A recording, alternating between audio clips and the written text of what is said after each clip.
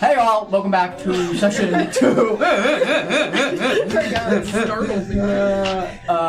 We're excited to jump into today's session, which is going to start taking place in Petal Reach. First, we'll jump into announcements, and then prayer, and then recap. Announcements, you can see there's beautiful tags now that we have for the stream. They look awesome. So everybody has commissioned their artists to do those tags for them. So it looks really, really great. We're happy to have those. And then as far as, I think that's pretty much it for announcements goes. Jumping into prayer requests, and then we'll do recap. Prayer requests for you guys. What will we be praying for you? Stress level with school. Okay. Stress level of school. Do you find that your classes are still ramping up? Yes. Got it. Okay. And now is second semester going to be busier for you than first?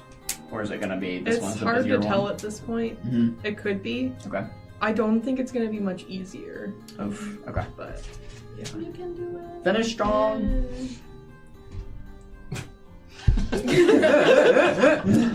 What about you guys? My work's busy this week. Yeah. So work and school. Is it still going well? Yes. That's good. This week for work. Anybody else? I'll say coming off of like 2 weeks of being sick. Just Yeah. catching up with work. Yeah. I feel that. A little bit Yeah. behind. How sick were you? I like lost my voice for like 2 days. Like couldn't order food. Couldn't do anything. Jeez. You're feeling better now, though. Yes. That's good. That is good. Cool. Continue night shift for you. Continue night shift for you. Yeah. Yes. Job search night shift. You're looking for jobs with night shifts? Job search. No, I'm looking for jobs specifically that are not night shift. That's good. Yeah. Especially with it being winter. And the sun comes up at like 7:30 and it goes down at like 7:30. Ugh. Then you're in an eternal state of night. That's horrible. Yeah. It's like Don't do that. And then you said school also, right? Okay. School. Can I pray for my school too? I feel left out. Your school? Okay. Yeah. Pray for your school. We got Still it. learning them. Just everyone's Last school. What is your Last school? half of the What does your school alphabet. consist of? Oh yeah, I'm still on the last 4 letters. Last 4 letters? Alphabet. Oh, okay, got it. Last Just 4 starting letters. addition? Yeah. Don't Is that a letter? You're so confused. It's not a letter. Not a letter. Oh, okay. It's okay. You'll get there one You'll day. get there one day. Alright. I'll lead us off in prayer, and then we'll jump into recap, which John doesn't have recap notes written out, so he's going to do it off the top of his head. So here we go. Dear Lord, thank you for this day, Lord. Thank you that everybody can just come together, Lord, and we can just gather around a table, have some fun, play D&D, and just have a little escape from all of our stressful weeks. Lord, I please pray for Annabelle, Lord, as stress level with school. And for that matter, I just please pray for anybody else dealing with school too. I know everybody kind of at the table is battling school in some form or another, so I please pray over them, Lord. I please pray that everybody continues their studies well, Lord, and just makes it to the finish line and has endurance to run the race that is a degree program, because it's very, very daunting. Lord, I please pray for Sarah as she's very busy with her work. I thank you that it's continuing to go well and she enjoys it. Lord, I please pray for Olivia that she continues to recover well coming out of being sick, and a praise is that she's feeling better now. So I thank you for that, and I please pray that that continues. Lord, I please pray for Gray as he's continuing looking for a job search, preferably in the day. That way he can get some good sleep and get his sleep schedule back to normal. That way he can rest at nights and be up during the day, especially as the winter times kind of grow and the sun sets earlier and rises earlier. And Lord, I please pray for Leisha as she is still in school, and it's just being very, very stressful for her as well. Lord, I please pray for all these things. Please pray for everybody who's tuning in. Thank you for everybody who watches this, Lord. We are just so happy to be able to do this, Lord, and we thank you for the resources and things that you've provided for us. In Jesus' name I pray. Amen. You all ready for session 2? I'm so excited. I was thinking about it. I don't think we've had a full table in a really long time. It's like 6 people at the table. It's been a minute. Really? Yeah, because campaign 3 even, or excuse Was it me, just the yeah, first campaign session? 3. Yeah. Was it It's really been a just while. Yeah, Embarrassing. it's been a while. That's horrible. Golly gee. It's like weird to look out and see so many faces looking back at me. I feel like it's. So many weird faces. I didn't say weird. Weird was said. Yeah. Did I say weird? You said Yes, it's weird it's to weird see, to not look not. at. It's Okay. Weird to see. I You was gonna said say. it was Gaslight Don't gaslight gaslighting. me. Yeah. I'm always stressed out. Go ahead. So recap. We began our adventure in Petal Reach, the little coastal town in the centermost point of Neptune Rider's Isle. We met our adventurers who came into the town, all of which were here for business at the auction, the Luxor auction, a once-in-a-decade event that happened in Petal Reach that it actually jumped around from continent to continent. Everybody came here for looking for a specific item, looking to sell, or maybe just looking for the political prowess of the event and looking to make some connections. As you all gathered here, several items were run. You'll have to all remind me of who won everything, but you with your blade. Yeah, you with your blade. You with the map that was supposed to be yours. You with your tapestry. Unfortunately, you were not there during this event.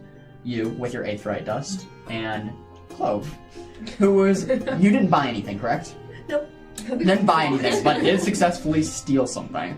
As a great mystery has broken out of Petal Reach of who this thief was who has come into the auction and stolen the map.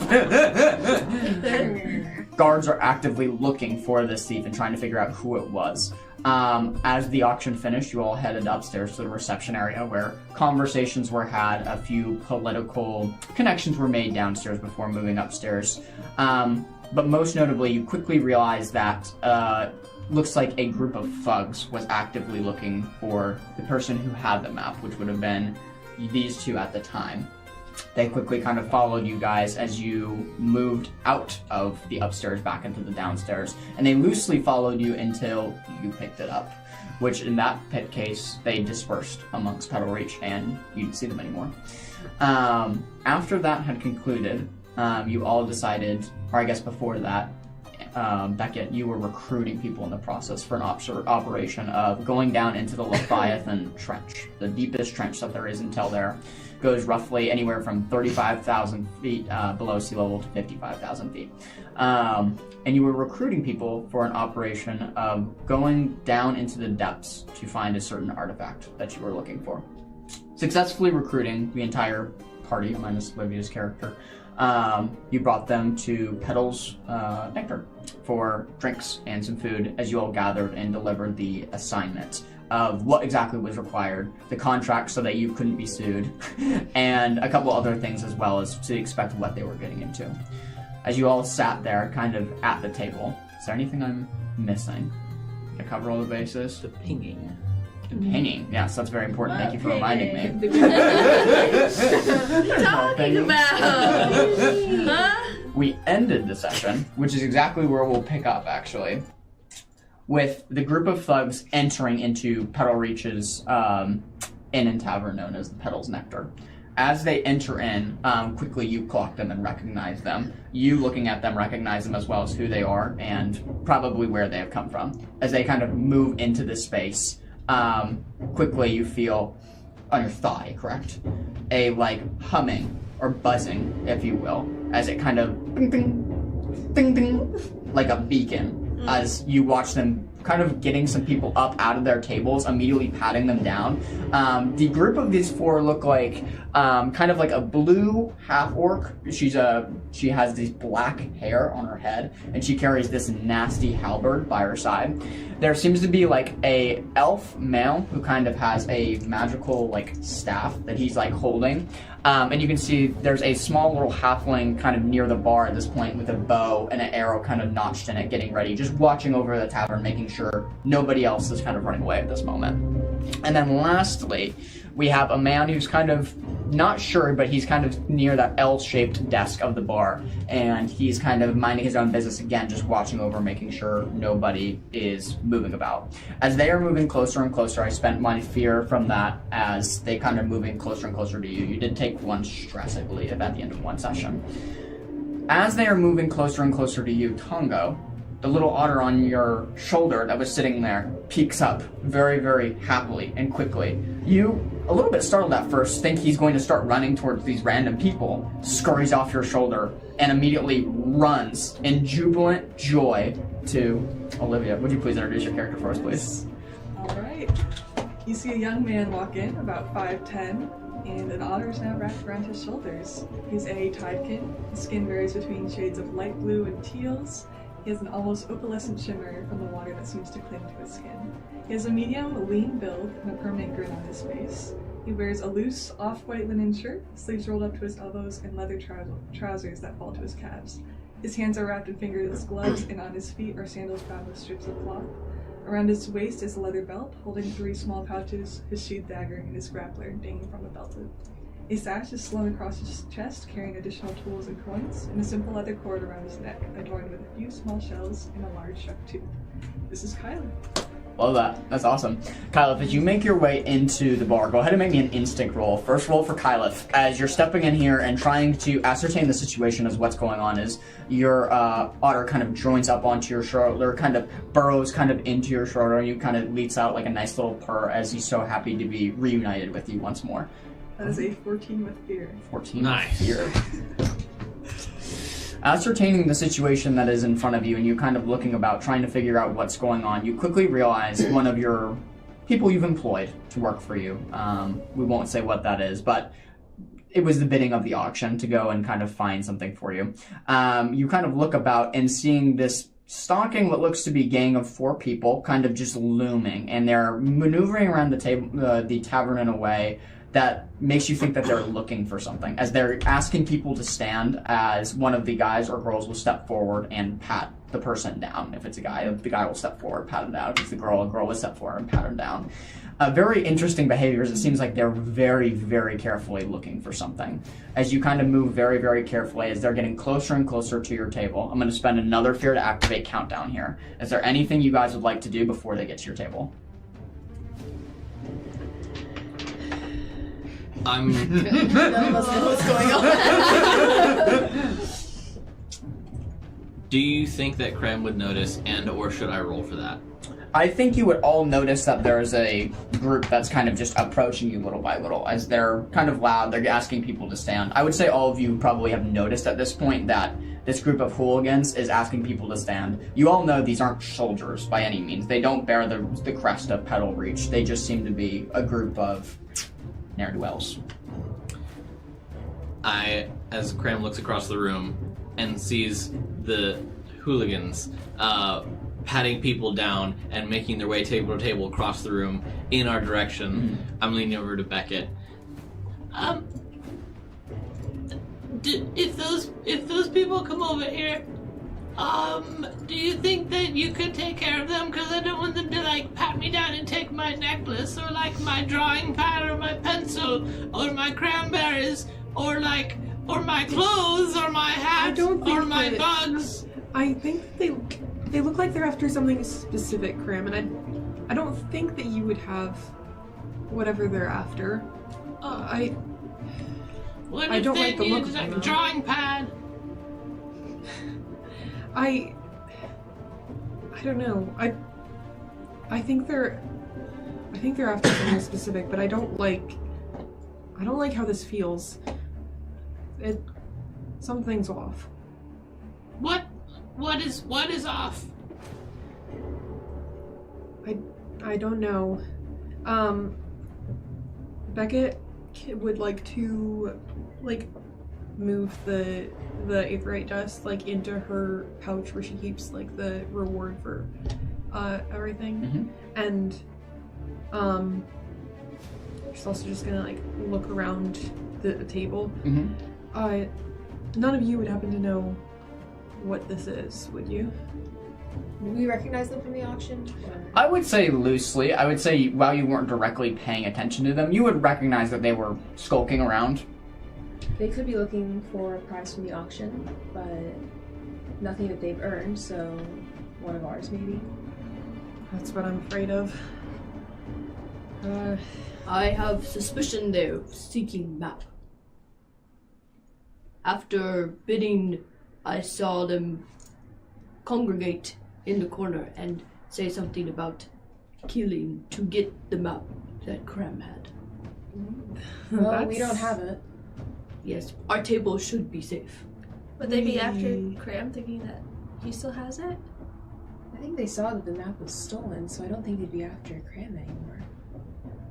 I hope they're just as observant as you are so that they know that I don't have the map, because I really don't feel like losing a limb today. Trust me, you will not be losing one today. There isn't any reason that they might be after you, is there? Why would they be after me? I didn't win anything at the auction.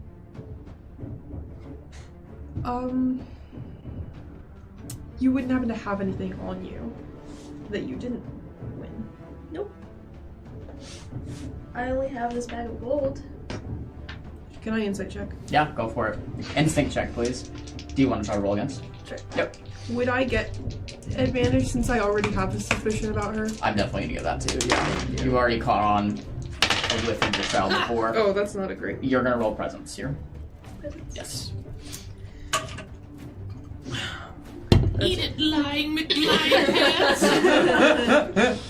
That's only a 14. What did you roll? 19. It's very hard to say. It's very, very difficult to say. You can't tell what's true and what's a lie with this person. Digging back to in your past, this is very much more of a Victor moment, where as you take a step back and just kind of roll your eyes, as you know that this type of people that you're dealing with usually comes with suspicions attached. And things about this person remind you of Victor 2 years ago. As you kind of look and kind of narrow your eyes, you can't ascertain what's true and what's false. Well, if you're perfectly fine with the... Bless you. With the search, you wouldn't happen to mind if any of us conducted a preliminary search, would you? I mean, if we don't have what they're looking for, and they're not guards, why do they need to be searching us? I seem to be searching regardless. Precisely. Which seems dangerous. I don't like the way they look. I don't either, but They don't have a right to search us. That doesn't seem to be stopping them at this point. But if we don't have anything, Exactly. then we have nothing to be concerned about. And if someone does have something, then we can address that when we get there. Well, if everyone's certain that they don't have what these people are after, then I don't see anything wrong with letting them conduct the search. Well, I may be an expert in rolling over and letting people walk over you like a doormat, but from what you taught me, this seems like it would be like a good moment for like an increase in our strength of character to like say, no, you can't search me, you're not the police. I like the little guy. I admire your willingness to stand up for yourself, Cram. My only point is that there needs to be logic which follows these sorts of decisions, and those people seem like the type to start more problems than would be worth it if we were to refuse. And I'm simply wary of us all getting into trouble so early on this little adventure of ours. Was I being illogical? I don't think so. So They're not the you're royal for guard. standing up against them. I mean, why get walked over like a doormat? I'm We must sorry, be aware I of the wasn't- innocent civilians in the room as well. If something goes down with the five of us and these individuals, we need to be aware that there are other people here. I would assume that they could get away on their own, but Should we leave? Not at this point. We have nothing to hide. Okay, well, I trust your logic, Beckett. And I'm going to pull out my, I have a tablet of cranberry brittle, and take the little pen out of my ear and Scratch a tally mark because I made a mistake for being illogical. Cram. And I'm going to get up from my seat, or I suppose hop down from my stool, and walk over to start walking like halfway between me and the suspicious hooligan people, and be like, you can search me and I will roll over like a doormat because I don't have anything you want. As you approach the large, blue-skinned orc woman with the huge weapon at her side, she kind of looks down. You can see the person behind her. The human is trailing closely behind her, and you can hear him kind of whisper in her ear, "He doesn't have it."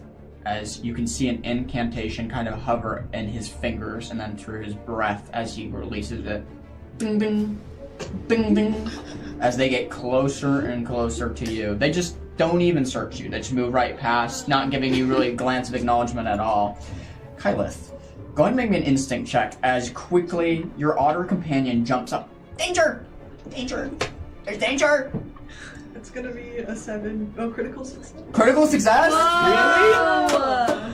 So, just for your information for that, if you have any stress, you can clear 1 stress. Awesome. And for however many hope you have, you can add 1 to it. Your small otter compatriot alerts you of someone's presence that you didn't clock them at first, but now kind of doing a double take and looking at them. The human that's in this party, that's very close to the half-orc woman who's summoning the incantation and trying to find the detect magic. You recognize as they belong to the Black Ledger. As you quickly look at them, knowing the markings on their flesh and bumping shoulders with them once before, they haven't seen you nor recognized you, but they are part of that. I'm gonna have Kylith notice the tension. He's going to interrupt, yell across the table, "Tongo, my man!" And he's gonna pat the human on the shoulder as he like brushes past him. Give him a little look as he walks by. Yeah, as you pat the human on the shoulder, give him a clack, you move past him and kind of go to Tongo. Tongo, I didn't know you had so many friends here. We're part of New Journey. Care to- Tongo's gonna get up and move toward where Kylith is, kind of leaving the group, but not getting too far where he couldn't step in if he was needed. Care to introduce me to your companions? Yes, please, come join group. This is Cram. Cram, I call him Monikai. He likes cranberries and ice cream. It's wonderful. Please remind me of your name. Horrendous. And Beckett, new job offer from them, and remind me your name. Clove. Clove. Well, we've all just got to know each other a little bit. Great. I'm gonna wipe the water off my hands. I'm gonna extend my hand to you. Kylith. Nice to meet you. I'm Beckett. So how do you two know each other? He sent me on job. I come for him. Yes. Is anyone looking our direction like the three goons? The half-orc and the human are slowly approaching to you. They're checking one family here before moving to you. So yeah, as far as PCs, you have Beckett and Narendis right next to you. Anywhere dark that I can go cloaked? Not in the position you're in. Well, like if I move, like can I see Like under the position? table. You could Just move go under, under the table. you could move under the table. Other than that, you would have to maneuver past all of them because there's not a clear path forward. The only path that would be is like trying to dart out into the outside again, but there's no darkness in this establishment. It's No very shadows. bright. No, in fact, there's a lot of natural light here as they have the doors swung open. If you see the battle map, everything is swung up and everything is very, very well lit. So there's not any very much dark space. There's dark corners towards the ceilings, being that's where the light kind of hits it and it kind of drifts off, but there's no rafters in this building. As the half-orc kind of steps forward closer to you now, I'm sorry to interrupt this get-together. We just have to do one quick little search and then we will be gone. As the human quickly bumps shoulders with you now, very kind of like shoving forward, as probably all of you would recognize this, as there's something going on between these two. The half-orc woman goes up to you. I believe you have something of ours. We just need to check you very quickly. Nothing, just in and out very swift. Well, I don't have much. I have some If you could just coins. put your hands out like this, please. They're gonna use finesse here. Are you trying to? You can try to block anything here. So what I'm going to do is when they start moving to pat my leg, I'm Yep. going to see if I can shift my legs so Yep. I can turn the strap that the map is on. Got it. If that makes sense. Yep. They do have advantage because they're using detect magic. So I'm gonna roll ahead and roll that. Am I rolling against? Yep. You're going ahead to roll finesse against it because you're Finesse. trying to shift it. Yep. Okay. I rolled a 1 on my advantage. Can I roll an assist trying to distract them while they're searching? Yeah. I'll allow that. I'll allow that. You're trying to distract them from searching Clove. No, I didn't. It fell. Okay. Yes. I'm waiting for Beckett- Due to your suspicion. Yes. Okay, got it. She still has a suspicion. I'll allow that. If she's right about it, she would still rather these people not. I'll allow that. I'll allow that. Due to your suspicion, I wouldn't have allowed it with anybody else. But yes, since you have a suspicion about it, sure. Okay. So, So right as they're starting their search, Beckett is just going to step up, and I'm assuming she would see some sort of amount of like you being uncomfortable with the situation. She already knew that you didn't want them to search, so she's going to step up to these people doing the search and just go, "Excuse me, what is it exactly that you think we could have that is yours, and what gives you the right to barge in here and just conduct this search unauthorized?" just something little as far as authorization goes. Don't worry about that for now. I think we'll be in and out with no trouble in your hair whatsoever. Am I able to put Depth Deceiver on top of that? Because I haven't rolled it yet.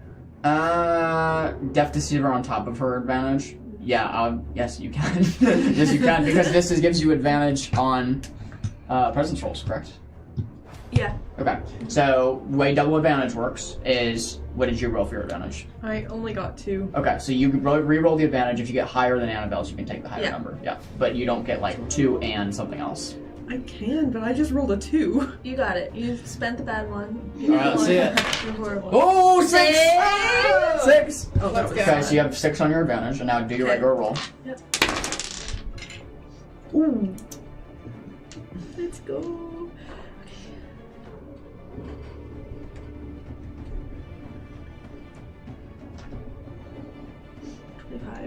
25? Is that with hope or fear? With hope.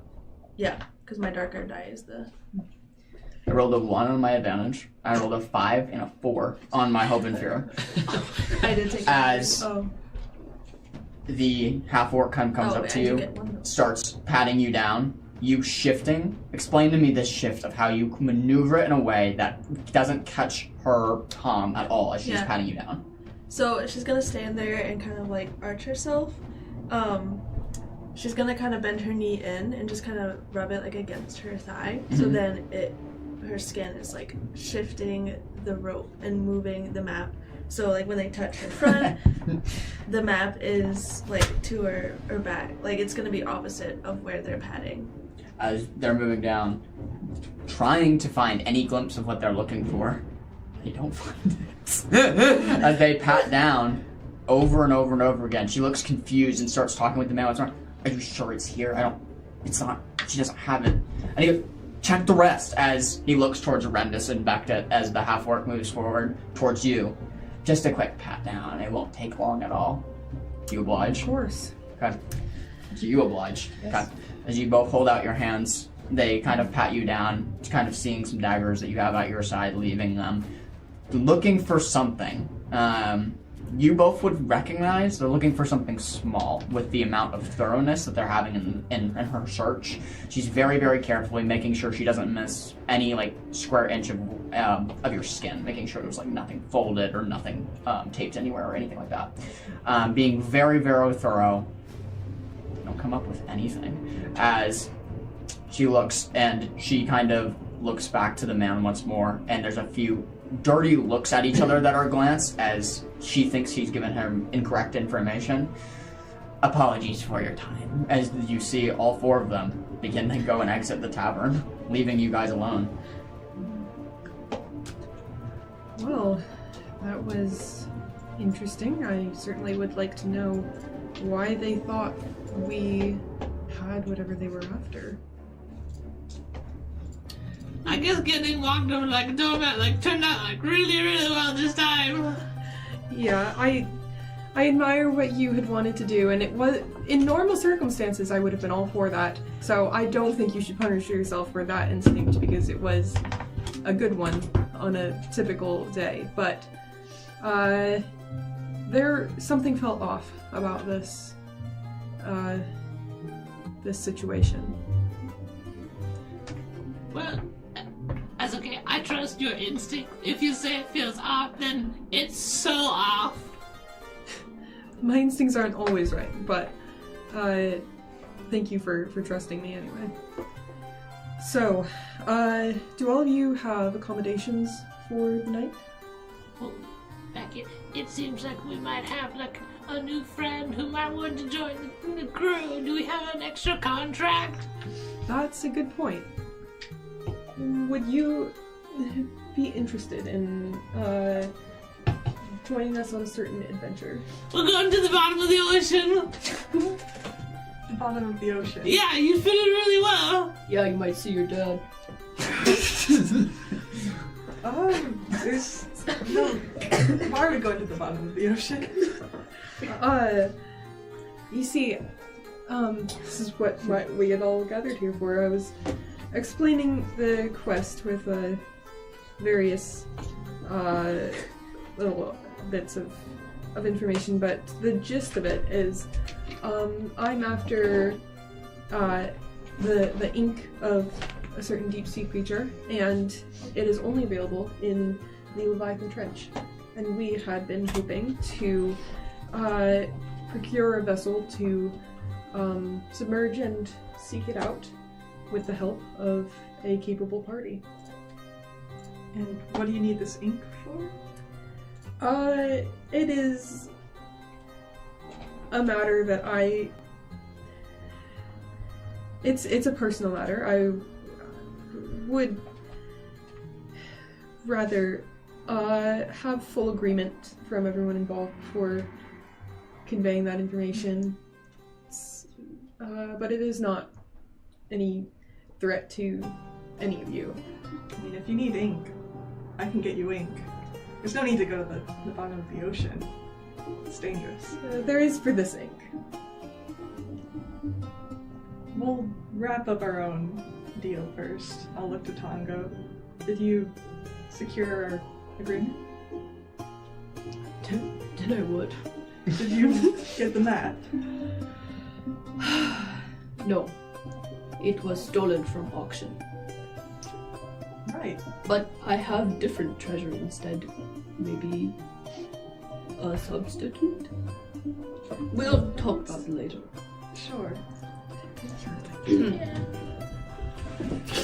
At this point, as you guys are conversating, you see some of the Petal Reach guards that you spoke with earlier today. As they move in, this was seemingly kind of one of the people who was wrapping up the investigation with the three gnomes who were running the auction, trying to figure out where the stolen map went. As two of them approach, they kind of walk in the tavern and move to you as they kind of look around the tavern looking for you and then spot you and move over to your table. Hello, Mr. Cram? Mr. Cram? Yes, Mr. Cram, sir. Mr. Cram. Oh, don't call me sir. I've come to let you know of how the investigation is going. Unfortunately, the city council declined our ruling to have the Petal Reach go into a shutdown. However, rest assured, we are doing our best to try to find the map. We have already procured a certain allotment of fund that Luxor Auction has given us to hire bounty hunters to try to find this map for you. Apparently, some DNA at the scene was still left, so we have given that to the hunters, and they will be in touch. What is DNA? Oh, someone's life essence, if you will. There was some blood in the rafters that we quickly found. Oh, you're like using blood magic to track them? You're like blood hunters? Well, I'm not, but the people we hired are. What? Forgive me if I'm like throwing out ideas that you don't like and then you don't like me. But what if instead of taking that money to hire blood hunters, what if you just gave me that money? Because I know that I can have the money, but I don't know if you get the map back. Well, the Luxor auction has already spent the money to hire these people to go procure the map for you. So rest assured that everything is under control. It's just about when we will find the map so we can give it to you. In the meantime, we were looking to see where you are going. That way we can have an account of your stay. That way when we do have the map, we can send word to you. Do you have like a magical tracker that I could just keep with me so you know where I am in the world all the time? Well, not really, but unfortunately we don't have that advance of technology. Do you know where you're headed, and we can send word to the mail post there? Oh, yes, I'm going to the bottom of the ocean. The two soldiers look at each other. Great. Let me ask the blood hunters if they have anything for tracking wise, and we'll get back to you as to how we can get in touch with you. Okay, wait one second. Do you know what town we're going to before we go to the bottom of the ocean? Can I ask a quick question before you answer that? Mm-hmm. What name did you call him when you asked who he was? Mr. Cram? Sir. He never called himself Cram to you. Okay.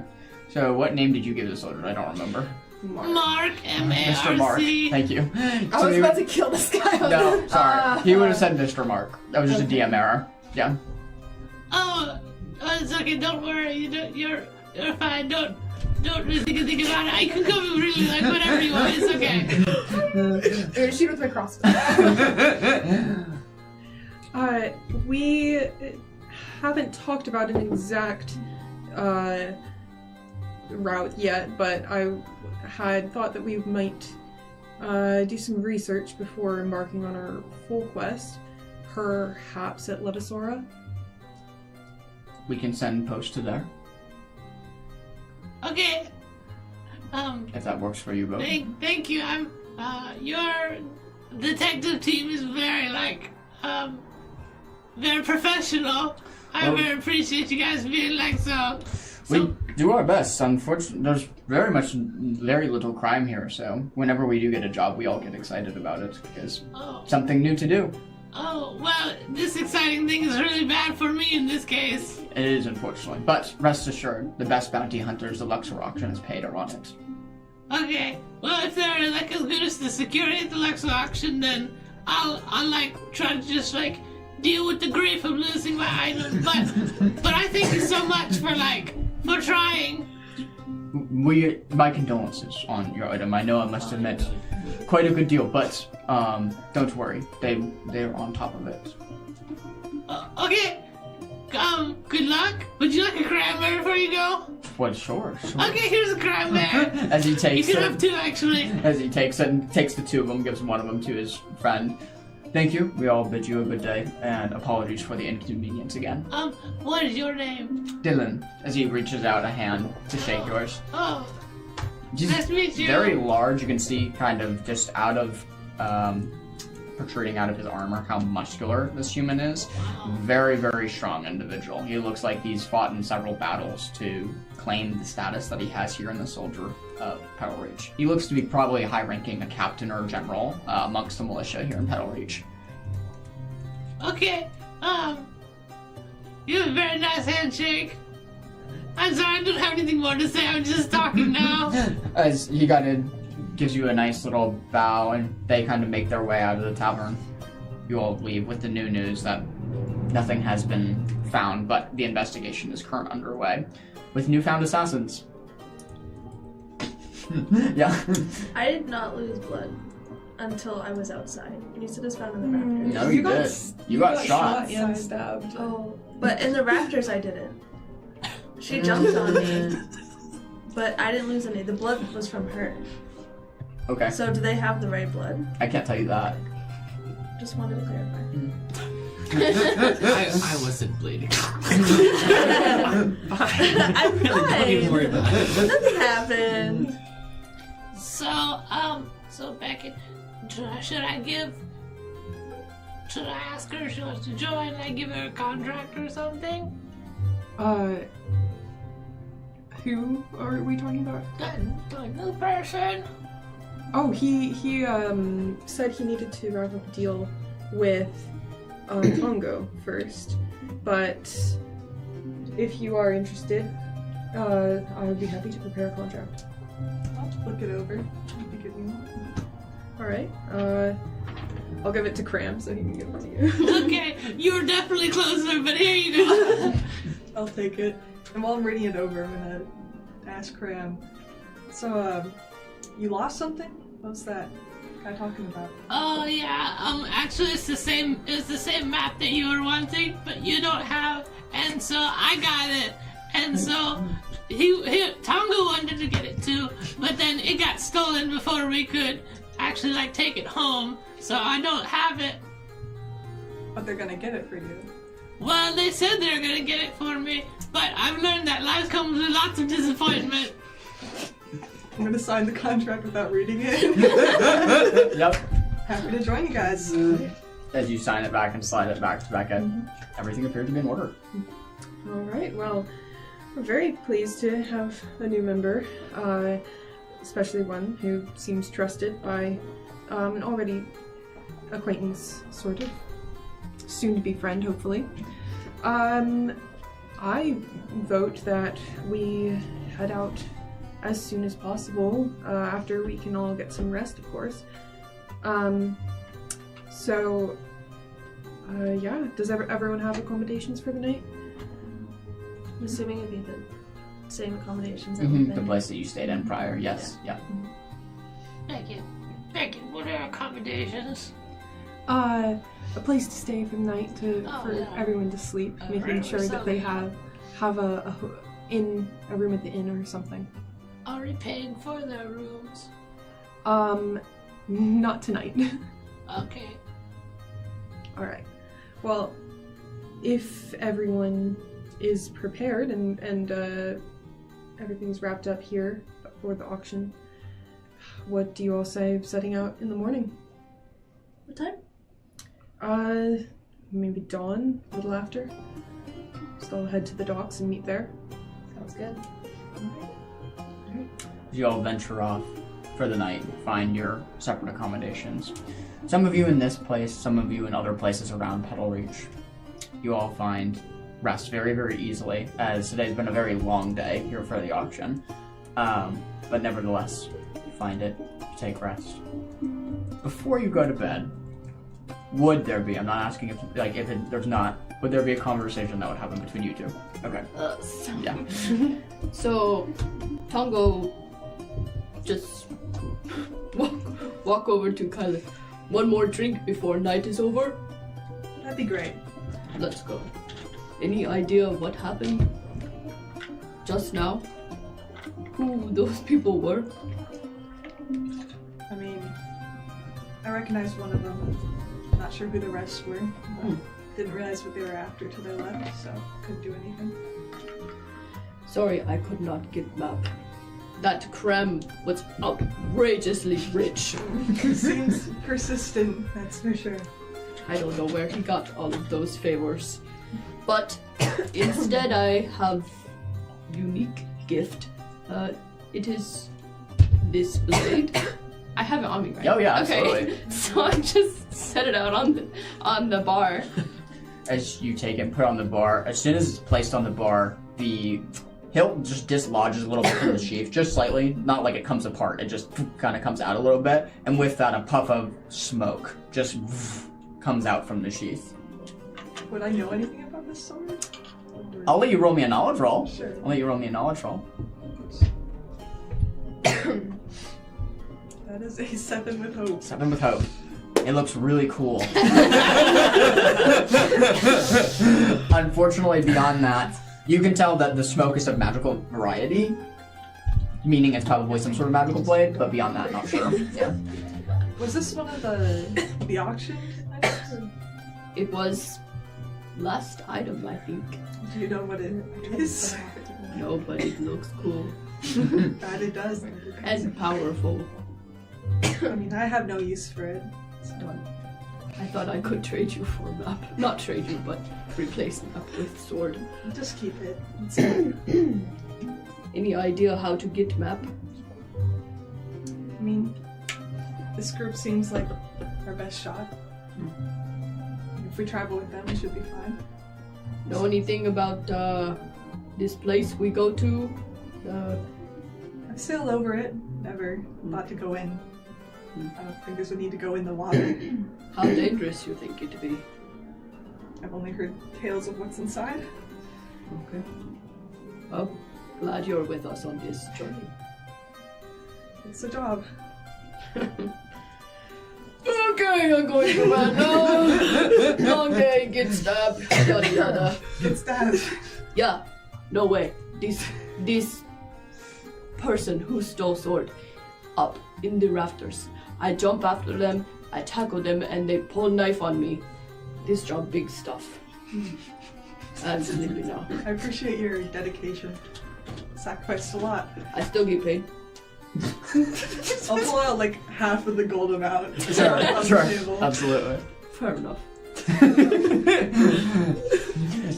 Put it in my pocket. Yeah, you take your half reward. It seems like a fair for the situation that you take it, kind of put it in your pocket. Never know, could be chance to get it back.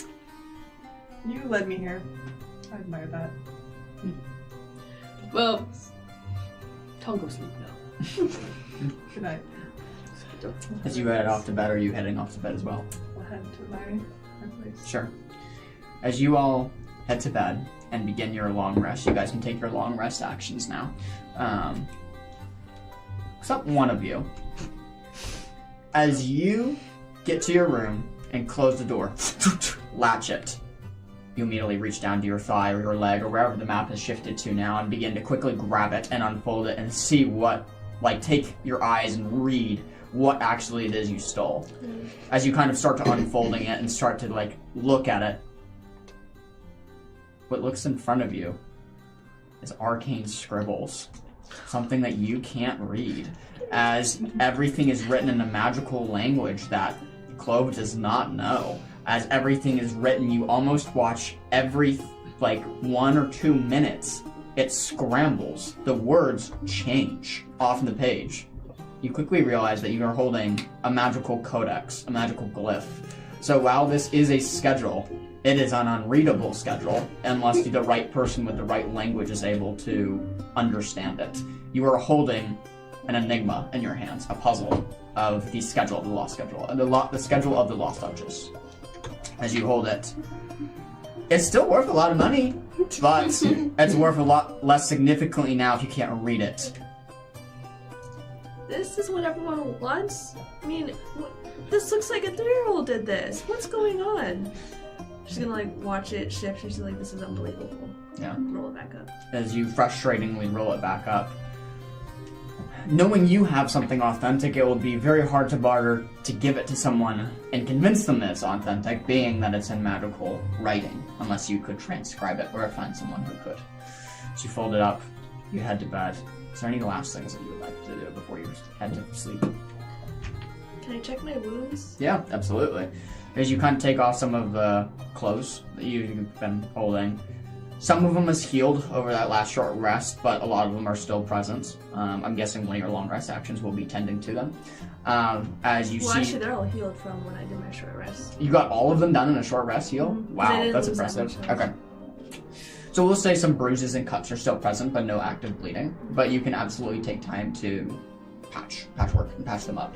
Yeah. As you do that, you all head to bed. So everybody taking their long rest actions.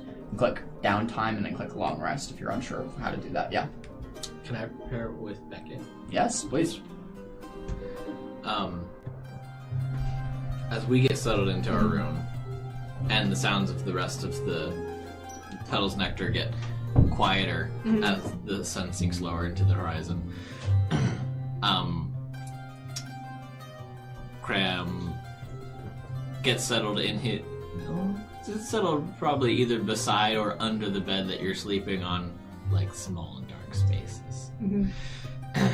But then pops his head out, and then up over the edge of the bed. Beckett, everyone, everyone agreed very quickly? Do you think it would be a good idea if I asked them if this means more than gold to them? Like why they want to be coming with us? I think it's always a good idea to get to know the party members, the crew, and why everyone wants to be a part of the mission. So far, I think that everyone's intentions are honest. But yeah, it's a great idea, Cram. And I actually wanted to thank you for your help today. You've done a great job at the auction and then leading the meeting. I think that you're really becoming a great leader. Oh, thank you. You really thought it was okay? I think that you did so well. Great! That makes me so happy. I tried really hard. I did all of the things that you gave me. I even talked about how friendly and fun it's gonna be. It's gonna be a really fun adventure. I have all the fun adventure thing that we can do while we're going there. But once we're down in the trench, I don't have anything planned. That's all right, Graham. We'll be busy doing the quest searching for the ink while we're down there. So I think that it's good that we can concentrate on what we're doing instead of fun games. Okay. I didn't tell them because I didn't know. Do you what creature are we trying to get ink from? Do you think that you can keep it to yourself if I tell you? Probably not. Alright, well, how about I tell you when we get closer? Just because I think that that's information that everyone else doesn't need to know just yet. And yeah, if you think that you would have a hard time not telling them, then I think you'd prefer to wait to hear it. Okay, that's fine. That's totally okay. I trust your judgment. Thank you, Graham. Yeah. Okay. Good night. I'm going to sink under the bed. And then after a couple moments, you hear a big. Ow! Graham, I told you not to punch. Cram, what did I tell you about earlier? No, Cram, stop it! Are you getting beat in your room? Sorry. Cram, what did I tell you about the punishment? From under the bed. It's only 3 tonight. It's okay. Cram. It's okay. 3 is not as many as normal. You need to stop that. But punishment is good for you. It means that you don't keep doing bad things. Cram, you're already hard enough on yourself mentally. You don't need to do anything physically too. Just, it's okay. You can. It helps it stick better. You are doing such a good job. You don't need to punish yourself. Oh wait, there was a 4th one. No, And with that, you hear 0 noise from under the bed. You have knocked yourself unconscious. As the 4th hit was a little bit too much, as you just and nothing. Beckett just kind of sighs and rolls her eyes and makes a mental note to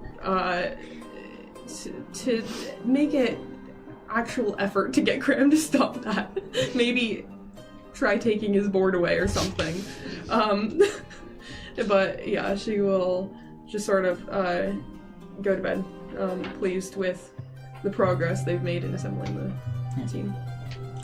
As you all sleep, you have a very restful night. I need everybody to leave the table except Greg. Yeah, I think that you give yourself a little bit too hard. I wake up mentally handicapped. Roll for initiative. As you drift to sleep and come into this weird, like, fever dream-like space of half consciousness, half unconsciousness from that 4th final hit against the bed frame or the tablet. You find yourself in a very weird space almost like you're flying.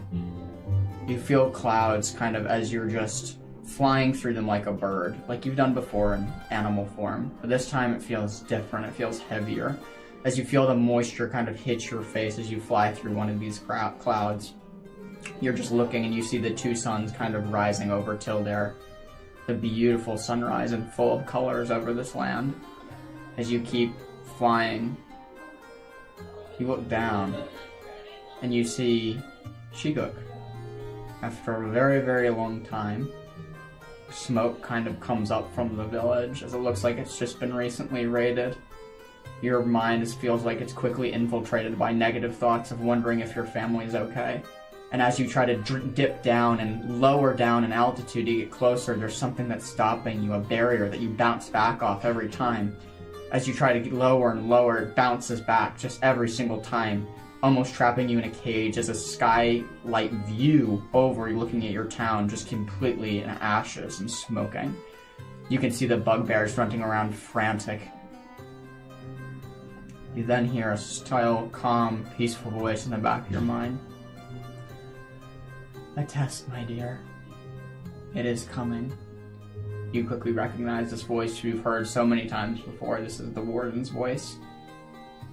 What do you do? Does it seem like it's wanting to be responded to, or just a message coming in my direction? It could be either. It seems like it is just a message as of right now. However, there's a pause that could insinuate that it's waiting for a response. For what?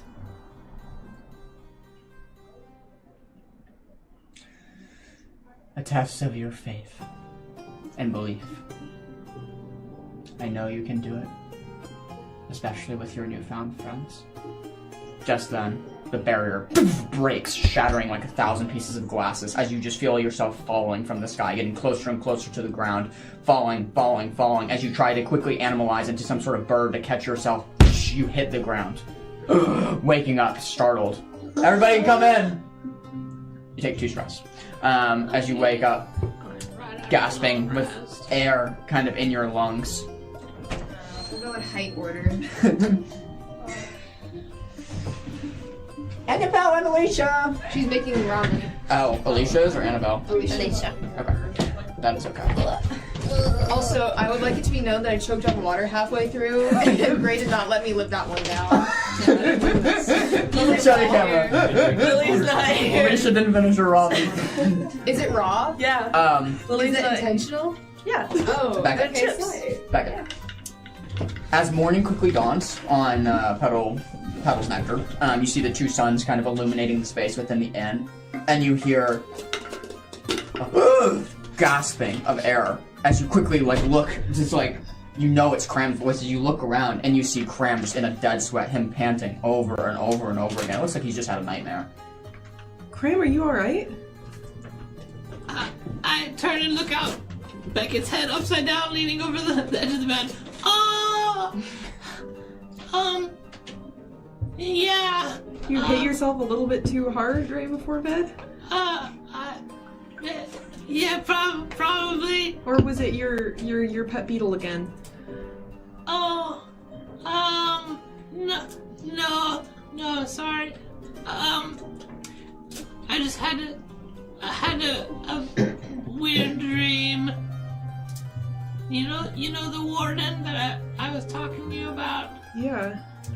I was a bird flying over my town, and then no, I wasn't a bird. I was just flying over Shiguk, and then the warden said that it was a test, and the whole town was on fire, and everyone was running around, and it just looked like everything was getting burned to the ground, and it just made me really kind of scared and nervous because that's really my family still is. I'm sorry, Cram. She said it was a test. I didn't really know what that meant, but and then I started falling, and then I fell, and it was really scary, and then I hit the ground and I woke up. Well, At least it was just a dream. If you want, maybe after we go to the trench, we can visit your family. If that would make you feel any better. I know that you've been worried about them. Crawl out of under the bed so you don't have to keep sitting upside down. And I sit down and cross my legs and look at you. Yeah, I think that would probably be good.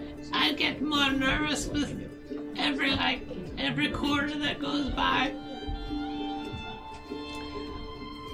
I feel really bad that last time that we were close to Shiguk, we didn't go. Yeah. I sort of regret it. I know that it was me who said that we shouldn't go back. I wasn't ready. It's alright, Cram. We'll make sure to visit soon. Once this is over, we should be ready to go back, and we can stop by there when we go back to Northlands. So maybe we can even get your family out of there, and they can come to Withernot with us or something. Okay.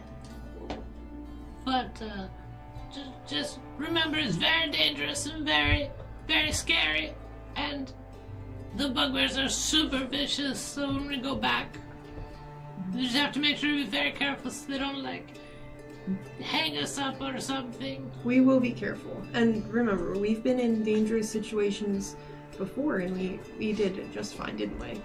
And we're going to again, and we'll be just fine once more. Maybe some of our friends will even want to come with us to help get your family.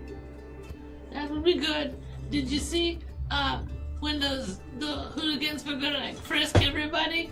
The angel lady, she was like, "You'll not be losing any limbs today."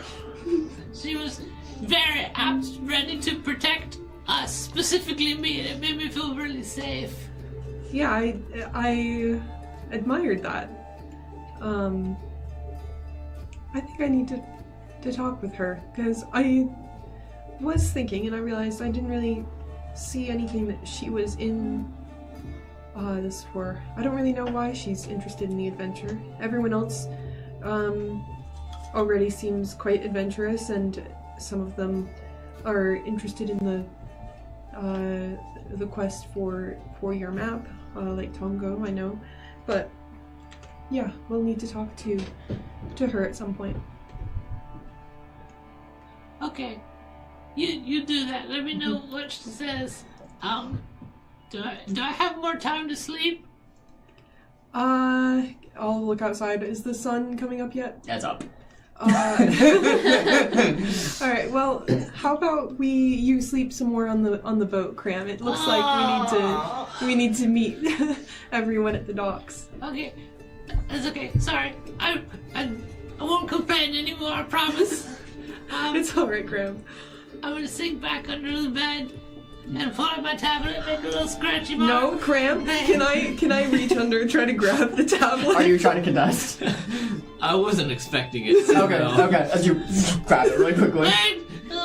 Cram, I need you to stop punishing yourself over every little thing, alright? That wasn't a little thing. Complaining can be a big thing. If you complain all the time, then your life just becomes terrible and you think that everyone's against you. You're not in danger of complaining all the time. You hardly ever complain. And, Cram, do you remember when we made the little change where you were gonna stop hurting yourself and maybe just do something little, like eating an olive or something like that? Yeah, it's hard to always carry olives around. But you can always hit your head on something. Cram, you know that's not good for you, right? Well, of course, that's why it's punishment. It wouldn't be punishment if it didn't hurt. Just please stop doing it, alright? Okay, I'll find something else. Okay.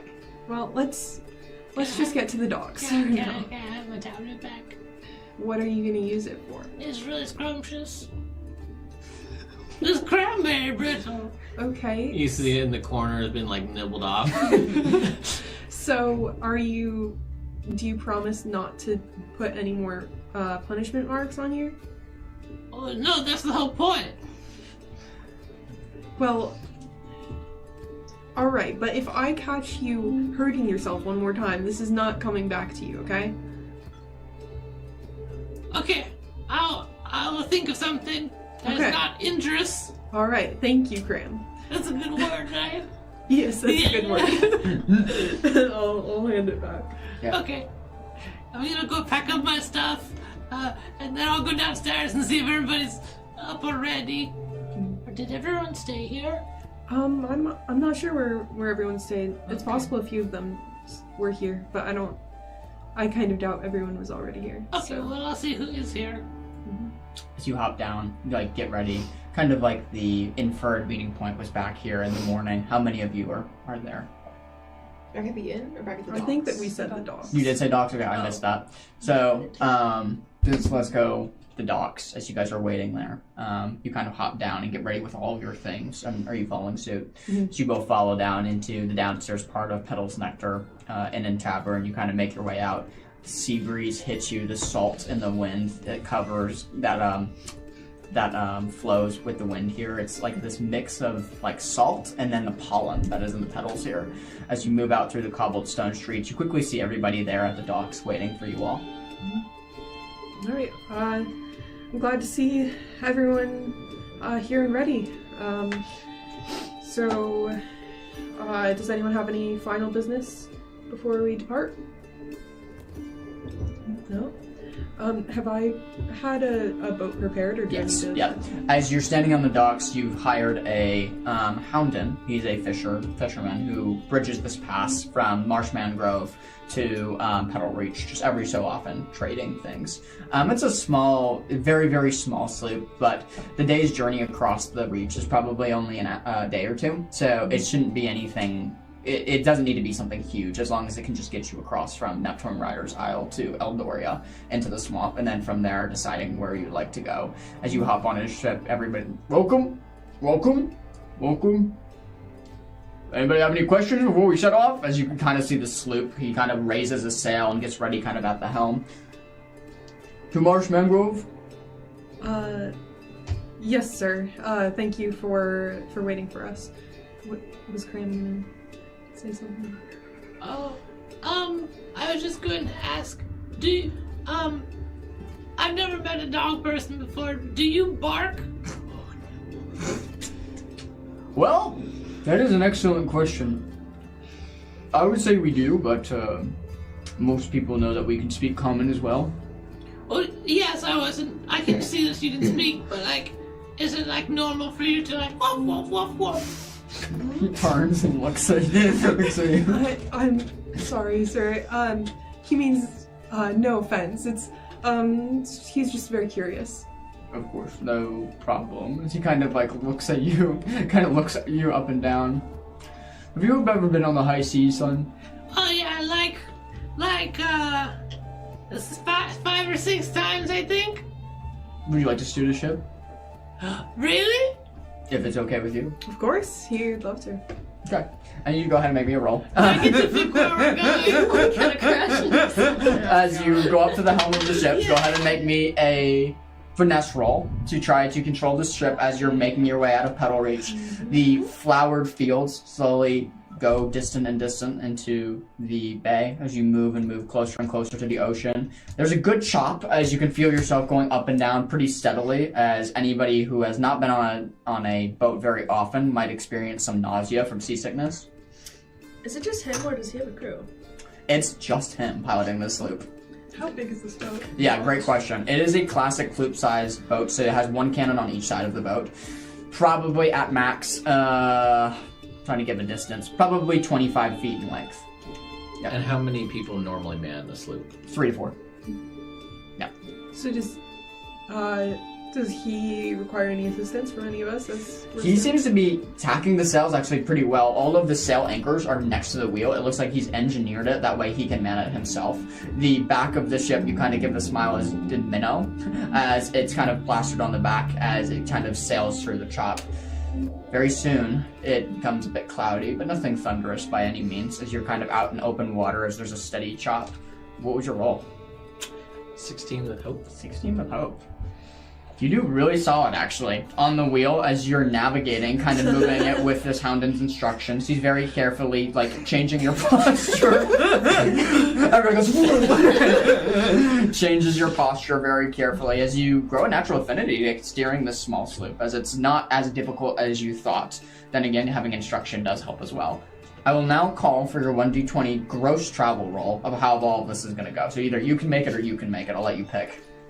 Please don't make me. What are we rolling? How travel goes for the next 2 weeks. No modifier? No modifier. Add seafarer to that somehow. I don't think that. I'll give you a +1 because you have Plus it. one. You get a +1 because you have it. Can I add a You're plus one person, so I +1, yeah.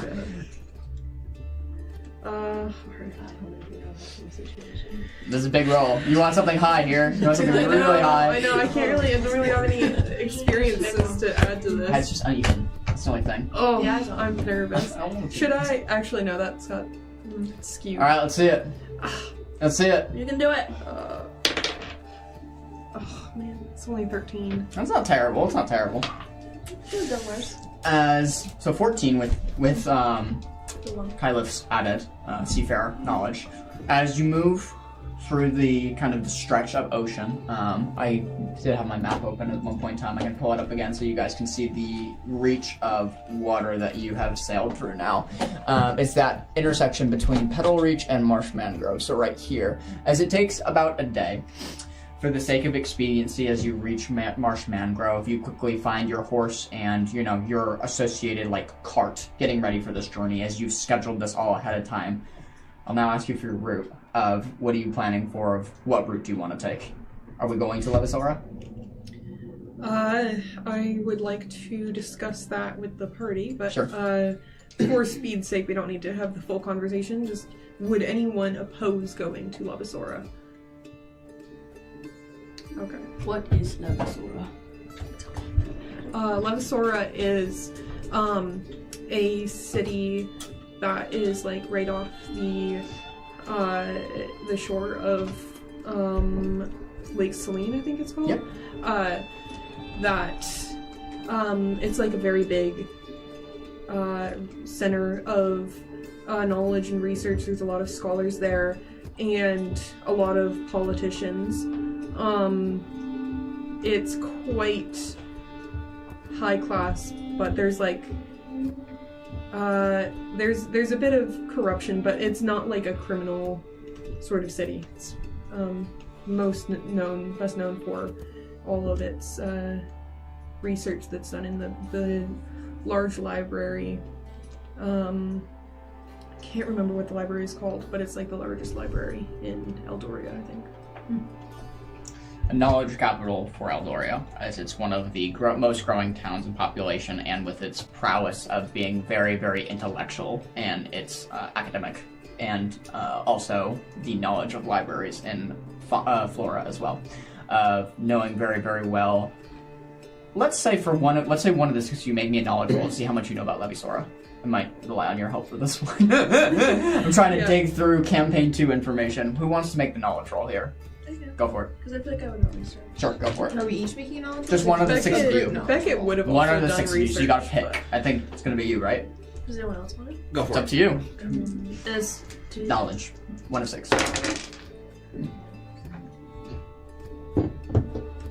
think it's a flat out 10. Flat out 10. There's not much known about Levisora except it's academic. It would feel good to know. Academic, it's flora and fauna prowess and growing and learning. There's a very large library and academy there where a lot of students learn about flora and fauna. The name that rings true in history is a white dragonborn with the last name of Thornscale. The first name you can't remember, but she was a primary member in building this town into what it was, or what it is today. As you move closer and closer to Levisora, is there any actions you guys would like to be doing on the road? I'm going to skip pretty much this journey to Levisora for expediency's sake, but is there any actions that you guys would like to be doing on the road? From here to there, yeah. I have a fun, adventurous party game. While we're all in the car, we can take turns and and go through the alphabet and spot things that we see that start with that letter. Sure. Does anyone have A? Acorn. You saw an acorn? Okay, what about B? It's from my pocket. Blue. You saw a blue? The sky. I don't know if that counts. A branch. A branch? Yeah, yeah. Does it have C? Kyleth. Oh, your name starts with a C? I thought it started with a K. How do you spell your name? Do you know how to spell? Some. Right. C-A-E-L-I-T-H. Okay, let me write that down. Okay. Why do you have A and E beside each other? Why not just have one vowel? Ask my mother. She's not here. Oh. Where is she? Don't know. Oh, I'm so sorry. You're fine. Anyone have D? At some point, I would also like to pull Claude aside. I had a dagger for D. Oh, well. I'm trying to play a game. We can continue playing the game for a while first. Cancel the rest of this. Does anybody have Y? How's John gonna let us do this? You pull me aside. Alright. She will be immersed in the game, but you can tug her aside and get her attention. Alright. Well, yeah. Beckett's gonna try to... At a point when everyone else in the party is sort of distracted, she's gonna pull you aside. I haven't spoken to you about this rather very directly, but I thought I should let you know I don't quite buy your story of leaving the auction hall so early.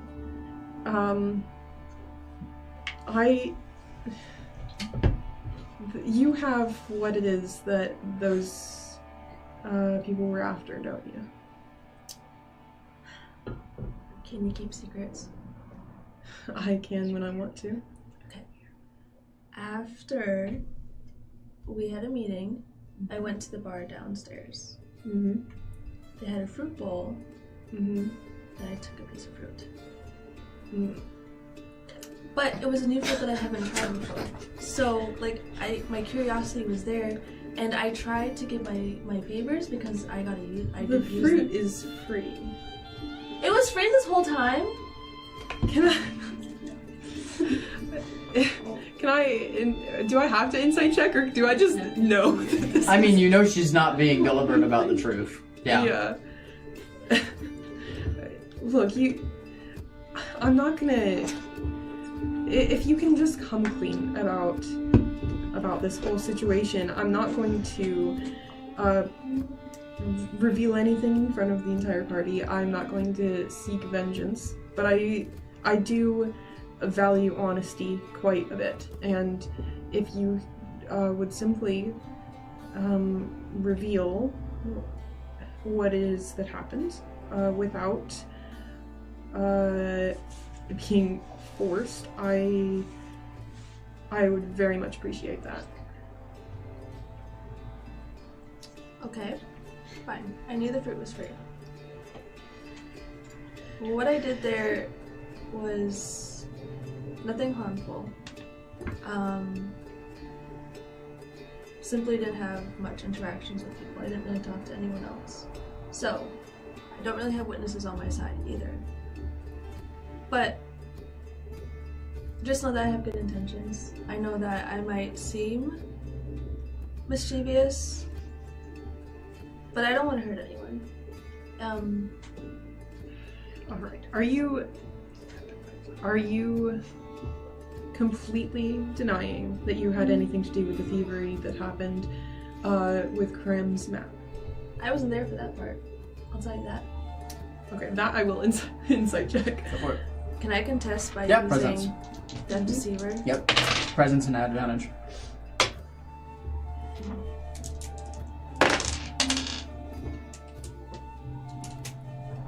It's only a 15 with fear. What was yours? 15. 15 with hope or fear. What's the tiebreaker? With. Yeah, I said that as. It's with hope. It's with hope. Yeah. Oh, that's a 7. Yeah, because With it's hope? a It's with darker hope. die. Yeah. Okay. I thought that was a. Tiebreaker, hope and fear. That means hope takes it. Yeah. You get more than you did last time. There's details that there's seems to be omitting in the truth, and some falsehoods are being spread. But again, it's just so tough to tell what is true and what is a lie with this person, as they're being so sneaky about what their true intentions are. All right. I'll give you the benefit of the doubt. At this point, I don't see how you would have anything to gain from lying to me. You'd have quite a bit more in coming clean. And making that clear, I will attempt to trust you. However, if you have been lying to me, you are... I don't think that you will appreciate being on my bad side. Or any of the bad sides of our quite experienced party. But if you have told me the truth, thank you. And I'll simply leave it at that. I think it's fair where we stand. I don't have all the details about this mission, but I find joy in that. The unexpected kind of keeps us going in life. So, I appreciate that you can learn to trust me. And if you need anything, I'm here. I have just a bag of gold, but if you need some, I might be able to donate. I think I have us covered on the gold side, but thank you. I'm here for the adventure. So, I mean, you can't be afraid of a bunny, can you? Just I gonna, think we both know that put you're her a lot ears down more and than like just do a the bunny. big Puss in Boot eyes. And Beckett will kind of roll her eyes. It's kind of strange looking up at that face instead of down at it. But so tiny. Yeah, but she'll just kind of smirk a little bit. Not quite as uptight as a few minutes ago. All right. Well, I'm glad that we both know where we stand, and to be honest, I am glad that you've decided to come with us, and I think that you'll be quite a valuable asset to the team once we are fully into the adventure. I noticed that you're collecting a few things, because at the auction you got the dust. Yes, aetherite dust. And I've been searching for it for quite a while, actually. And now the ink. What? Are you creating some kind of potion? It's not exactly a potion.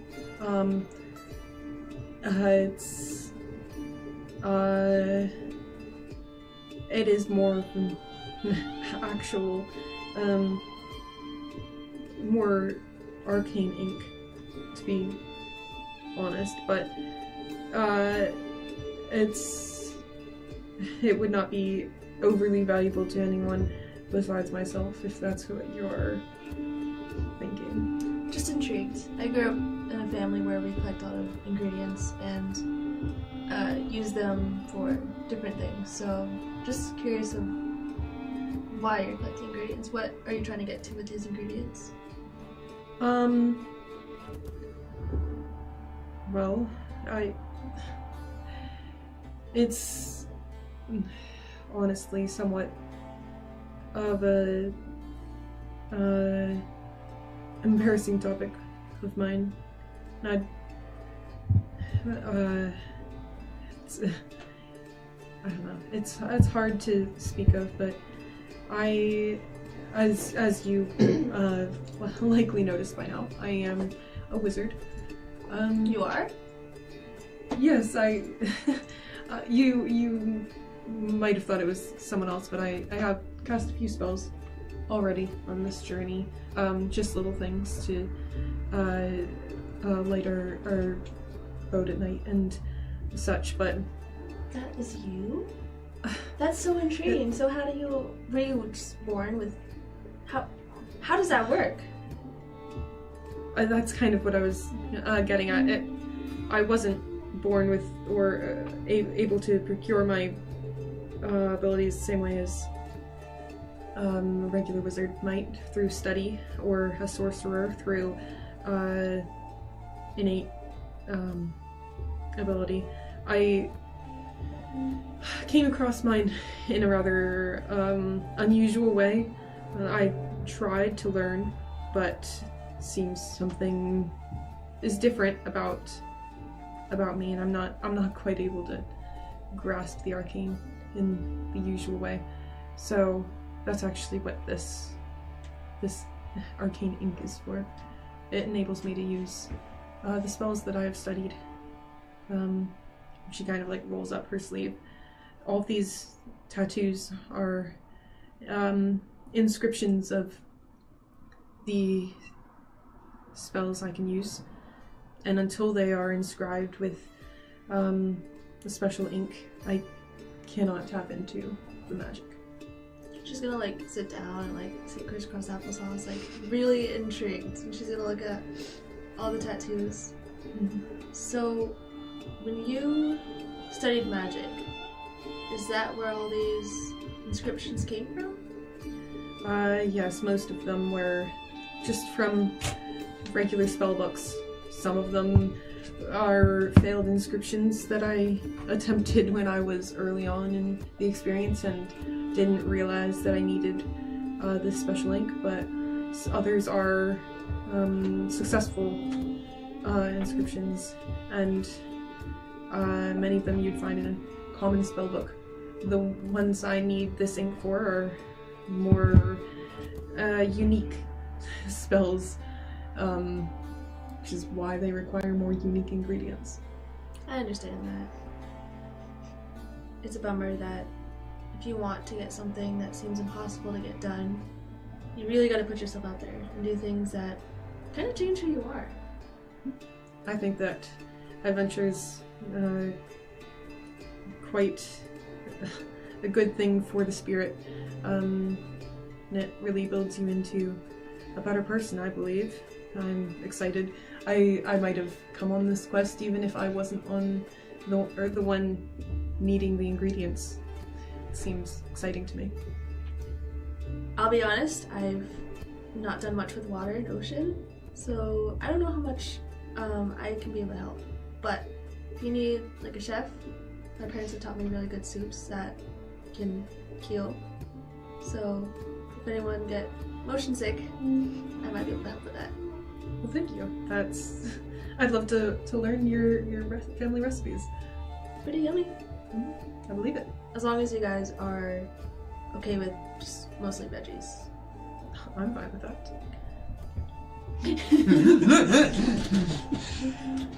As you was interrupting, right? As you continue making your way, 1 day, 2 days, 3 days go by of travel. And on the eve, or the afternoon of the third day, you all find yourself restlessly tired, as you're only 1 day away from Levisora, but you're not going to make it this day, so you have to pull off and make camp for the third night. As you pull off to the side of the road and begin to make camp in a nice little spot in the forest, kind of the moon begins to shine high, you all begin kind of making this little campfire.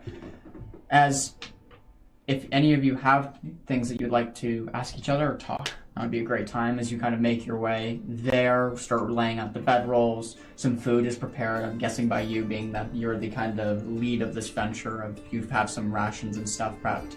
As you all get in kind of next to the campfire, as it kind of crackles, the warm red light kind of glows in this wooded night. You've been in Eldoria for 3 days now, and it's a beautiful continent. Horrendous.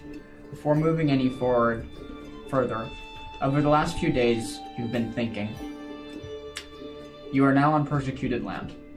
Some of the others might not know this, but you have taken some time to reflect that you've been trying to get here for a while, and now that you are here, it's a golden opportunity to try to save some people that are here.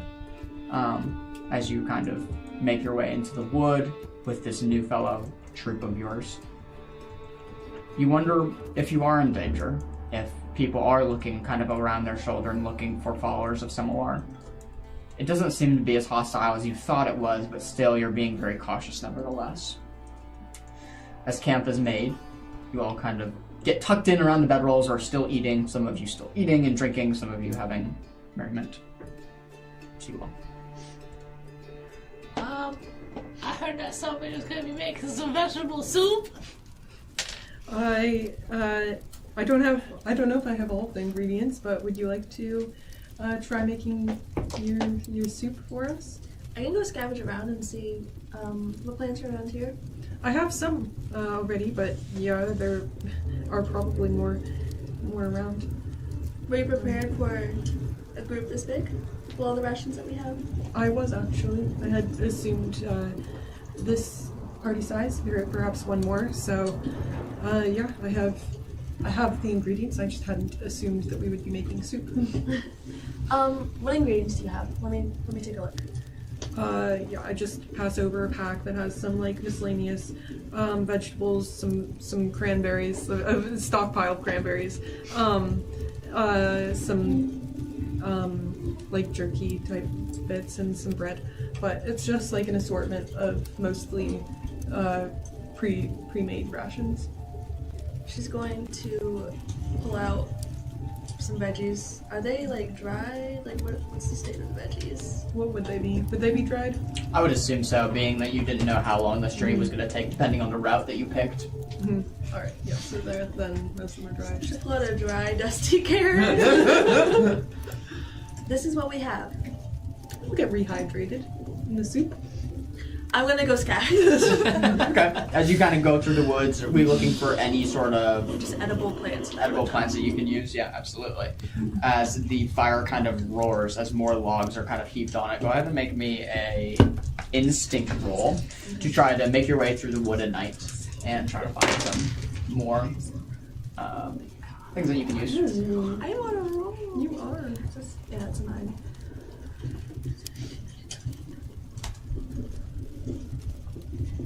Oh, goodness, I don't know my own password. You said instincts? Mm-hmm. Okay, 21 with fear. 21 with fear. Yeah.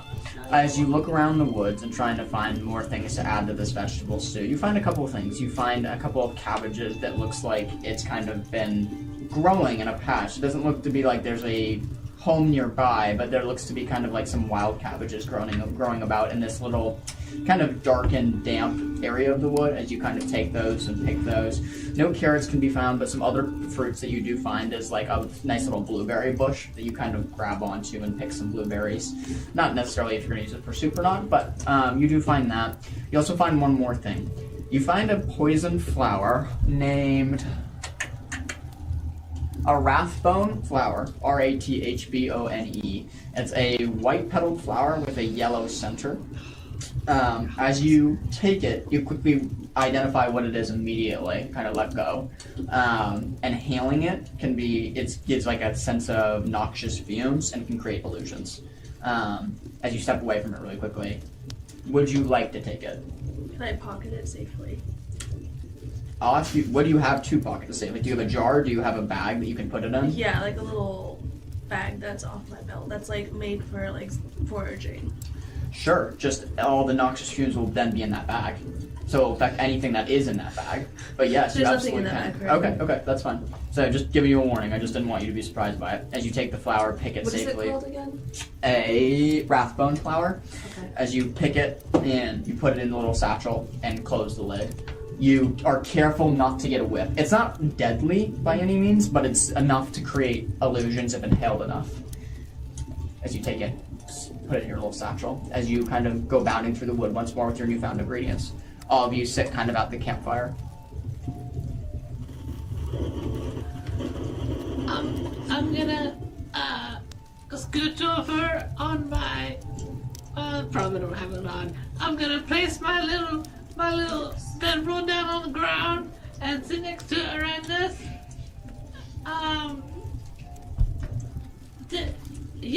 I like your wings a lot. You have very pretty wings. Thank you, friend. I just wanted to say thank you for yesterday when I was talking about losing a limb, and then you said that you would make sure that I didn't lose any limbs. That made me feel very safe. I don't enjoy seeing people bully others. I don't enjoy seeing people try to hurt others. So as long as we are in the same party, and as long as I can, I will do everything I can to protect you. Well, that's very kind of you. You're very self-sacrificing. It's in accordance with the teachings I follow. Oh, what do you follow? Have you heard of Semalar before? No, is that like a food? No. Semalar is a tiger deity that comes from the land of Avernia, where I'm from.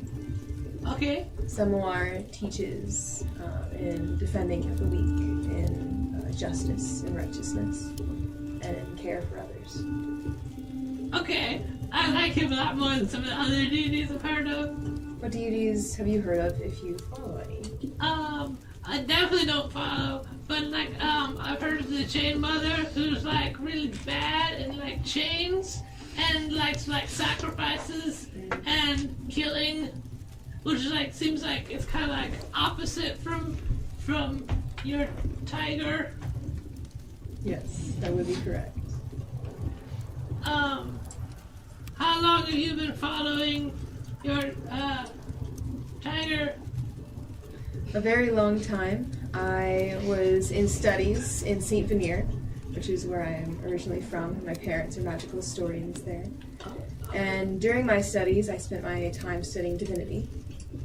And while I was reading the text, I discovered Semalar. And when I came of age, I dedicated my life to Semalar, and I've been doing that ever since. Okay, what does that look like? What does it look like to dedicate? To follow, Semalar. I agreed to the teachings of Semalar. I agreed to defend those who are weak and are being oppressed. I agreed to follow truth and pursue knowledge. And when I made this vow, this oath to Semalar, that's when my markings appeared, the golden markings on my nose and the tiger on my shoulder. Oh, those are just magical? They just popped up? Yes. That's so cool! It was very surprising at first, but I've come to love them. Did you not like them at first? I did love them. They were a reminder of my vow, a reminder of what I believed in, and it kept me honest. Oh, did it like hurt you if you lie or something? Not at all, but it does remind me all the time, a permanent reminder of what I stand for, of what I do. Okay. Yeah, I'm a big fan of your tiger deity. Semalar is worth following, for sure. What are the moral conducts you live by? Telling the truth. Good. Telling the truth is really good. I really don't like lying. I've in my past I've had to lie a lot. I was forced to lie, and it just really brought on a lot more trouble. And so I won't do it. I really hate lying. I had to when I was in the town that I was in, there were these really mean bugbears, and they found out that I could talk to animals, and they made me convince all their animals to be what was the word that Becca used? Compliant. And can you imagine if you could talk to animals there's an ox that's doesn't want to plow the fields, but then you are by threat of force have to tell him that he has to plow the fields, and and then you have to watch him like suffer in the sun, or like a lamb that's like crying because she's gonna go get slaughtered, and you have to like calm her down. But you have to do that over and over and over again. It's very stressful. That does sound stressful.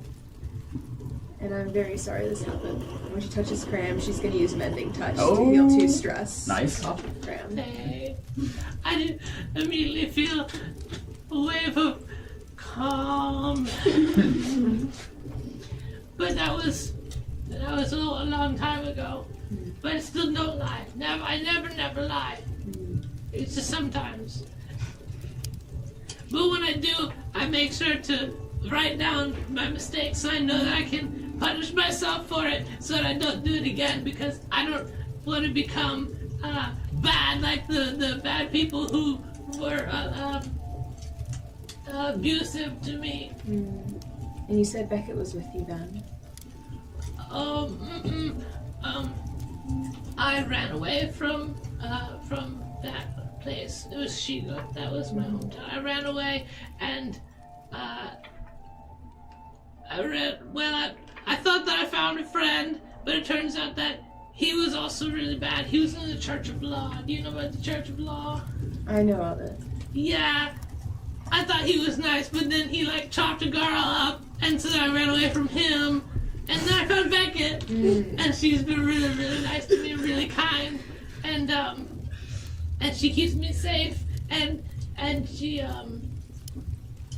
makes me feel like when I'm in a room, like I'm supposed to be there rather than not supposed to be there, like every other room that I've been in. So that's a good feeling to have. Yeah, so I just stick with her. What brought you two together? Watching the girl get cut up. Yeah. And then I ran away and I found Beckett. I went to her bar. Oh, actually, that was a funny story. I was running because someone thought I stole bread, but I wasn't actually stealing. I was just holding it while I was running away because there were dogs chasing me. And then I ran into Beckett, literally. And then she like defended me and then told me where she lived. And so then when I saw a girl get cut up, then I knew I could. That was somewhere I could go to. And so then I almost got into a fight and I almost died. And then she saved me. Well, I'm glad you found a home in Beckett. There's always a good place to find home. Yeah, Beckett's really, really good. She's not home. Home is with the people you love. I firmly believe. And so my home is with whoever I love. Who do you love? I love my family back in St. Veneer. And I love my friends back there. And the friends I create. Which friends do you create?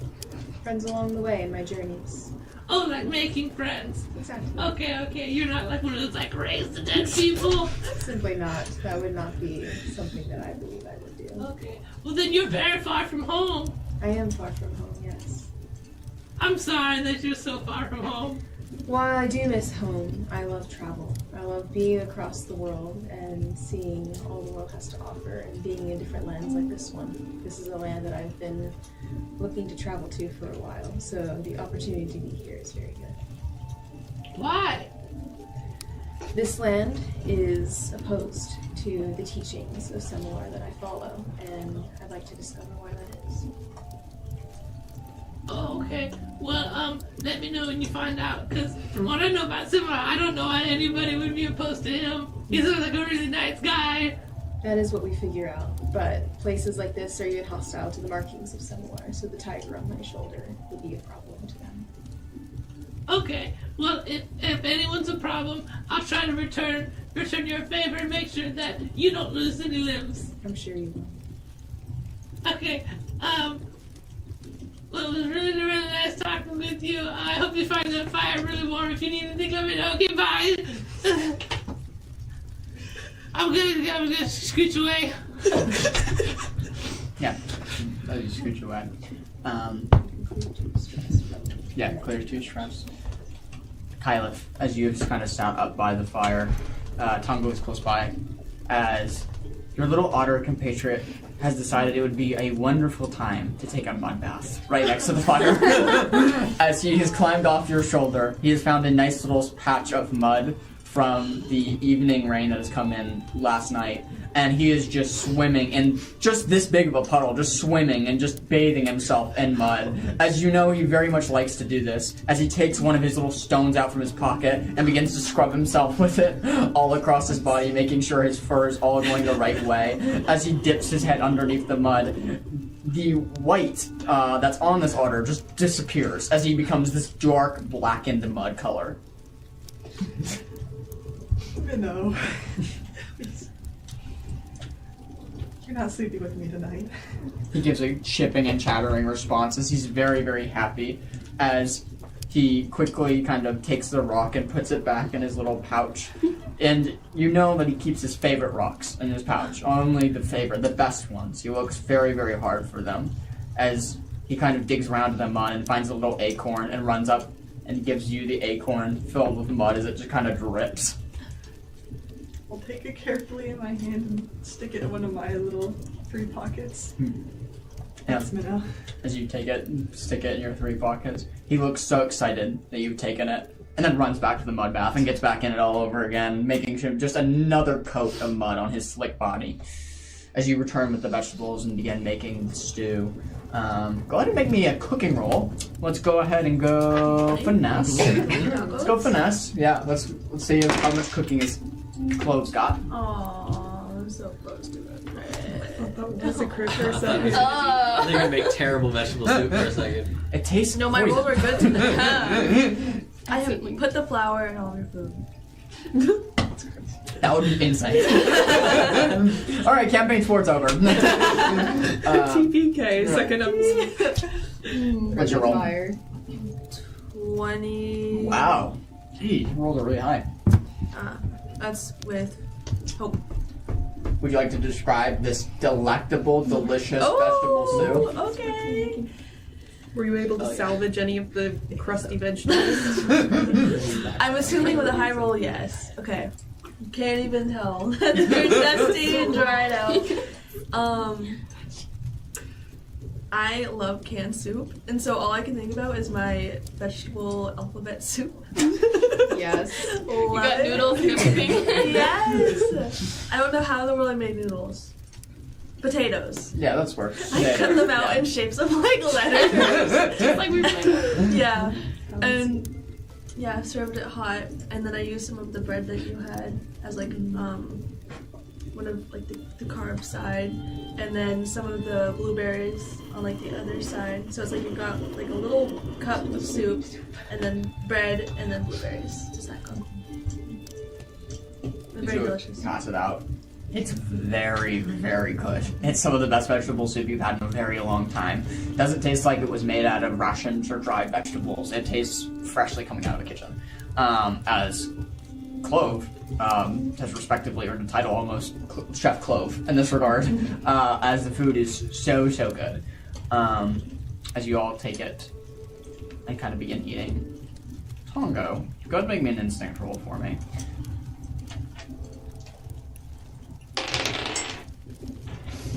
19 with fear. And you with your Oh, and whatever else I had. As you take just some time, just kind of as your compatriots are gathered here talking with one another, you decide it's best to inspect the sword once more and just look it over, since it's going to be yours now, now that your employer didn't want it. As you take it out and unsheathe the katana, all of you now would be seeing it the full time, like the first time in all its glory, so to speak, being that some of you were further away in the auction, so you didn't get like a clear picture of it. As Tongo, you unsheath it, the smoke billows out of the sheath. As you can see, it becomes the blade iridescent in the moonlight. It seems to shimmer and reflect the moonlight, similarly to like a chandelier being hit by sunlight. That's what this blade has with the moon. As it reflects into a million pieces around you, you kind of hold it and feel it in your hands and begin to like look over it, see if you can tell any sort of things about it that you didn't know before and how it's so magical. Hence the note card in front of you. That is, you've gathered the properties in this time, looking over the blade and trying to figure out what exactly it does. As you quickly realize, oh wow, this is really cool. This is really powerful. Yeah. So you take it, hold the blade. Is there anything anybody else would like to do before heading to bed? Can I make sure that there's no one else in the area Yeah, that would go ahead. mean harm to us? Yeah, go ahead and make me an instinct roll. Tongo's gonna just. He's holding it in just fascination and awe, and then he just decides he's gonna go chop something. Yeah. What are we chopping? Tongo thinks it's best to just start with a tree. Sure. Just So, go on a huge tree. Just decent sized tree. Sure. Just stands back and just goes. Go ahead and make me an attack roll on the tree. Yeah, using For a tree. That Tree agility dodges. stat. The tree moves. What was your roll, Elise? 13 with hope. 13 with hope. You do like a 360 around the camp, going about 15 to 20 feet, kind of in the woods outside the campfire. Doing a kind of a quick walk through the woods, you hear the occasional hoot of an owl, the occasional woodland fauna, but it doesn't seem to be any thing very, very close. There's like an occasional wolf howl that you hear, but doesn't seem to be anything close. From what you can tell, you're very safe in this area, and this is like a well-known spot for people to make camp along the main road. What was your attack roll on the tree? 14. 14's a hit. Go ahead and roll for damage. This poor tree.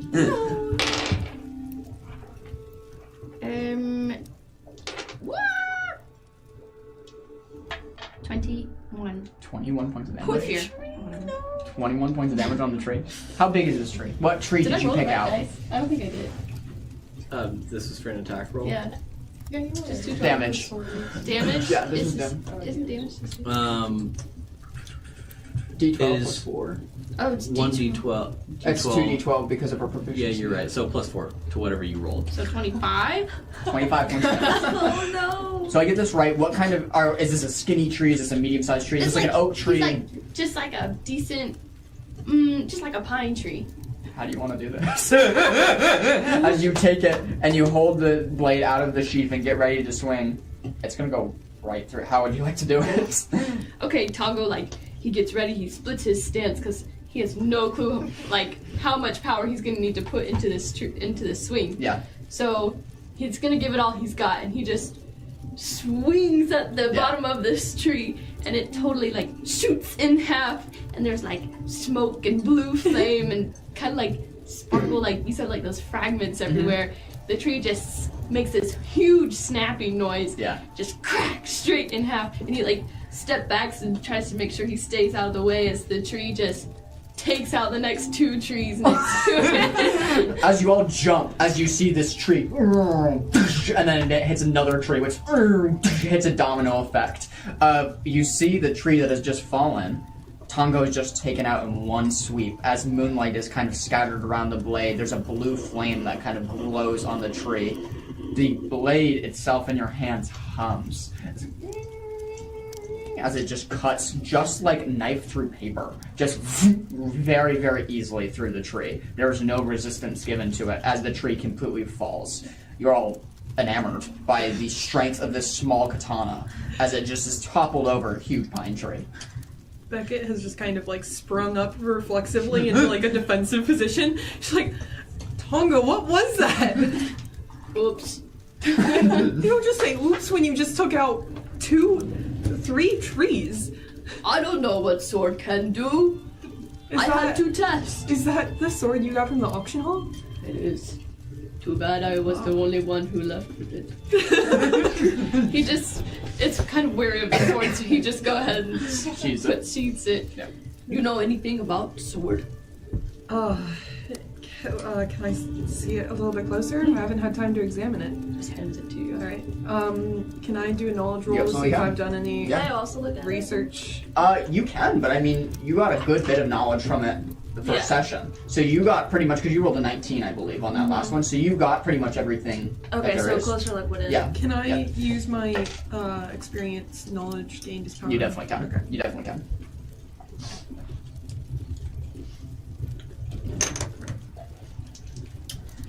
I'm gonna spend that with this. Actually, no, I'm gonna use a stress for that, Okay. which doubles it.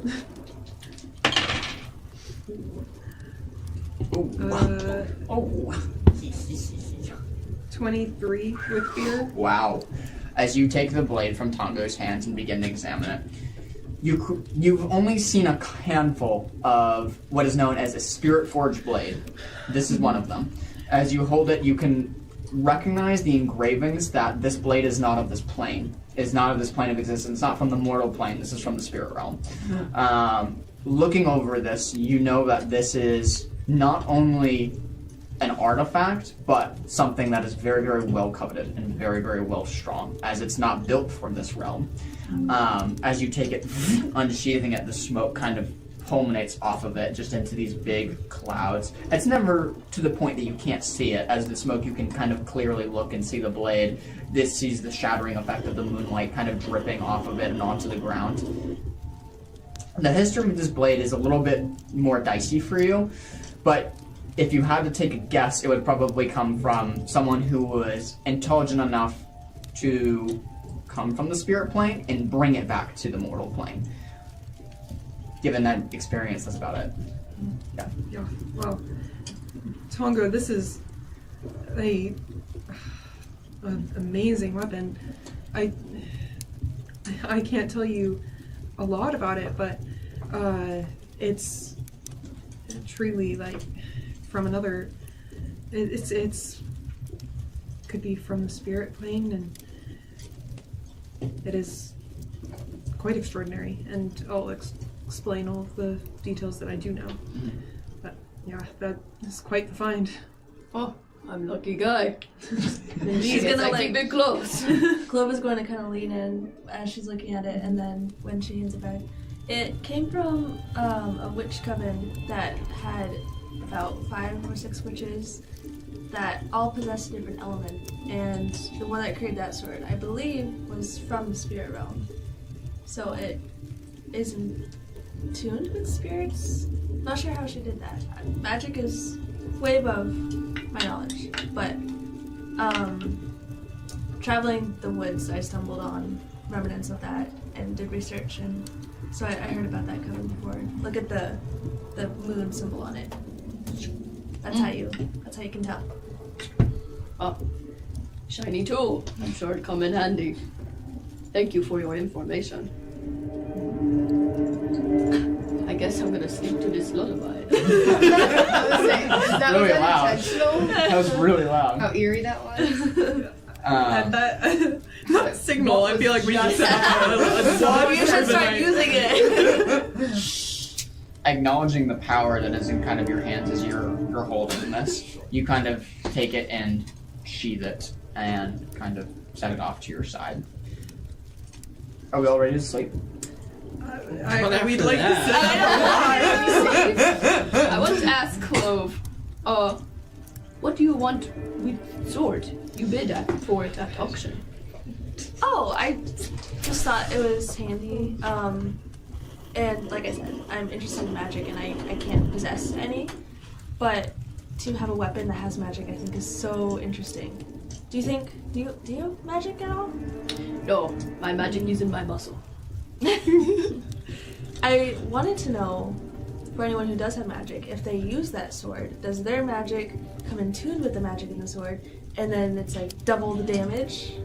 I don't know. Well, we can run test, find out. But under my watch. Under your my watch. sword. Yeah, I thought it was interesting. So you come to auction, bid on sword, leave auction, turn up for... Didn't have luck. That's okay though. I made some connections. Yeah, life up and down. I get. Yeah.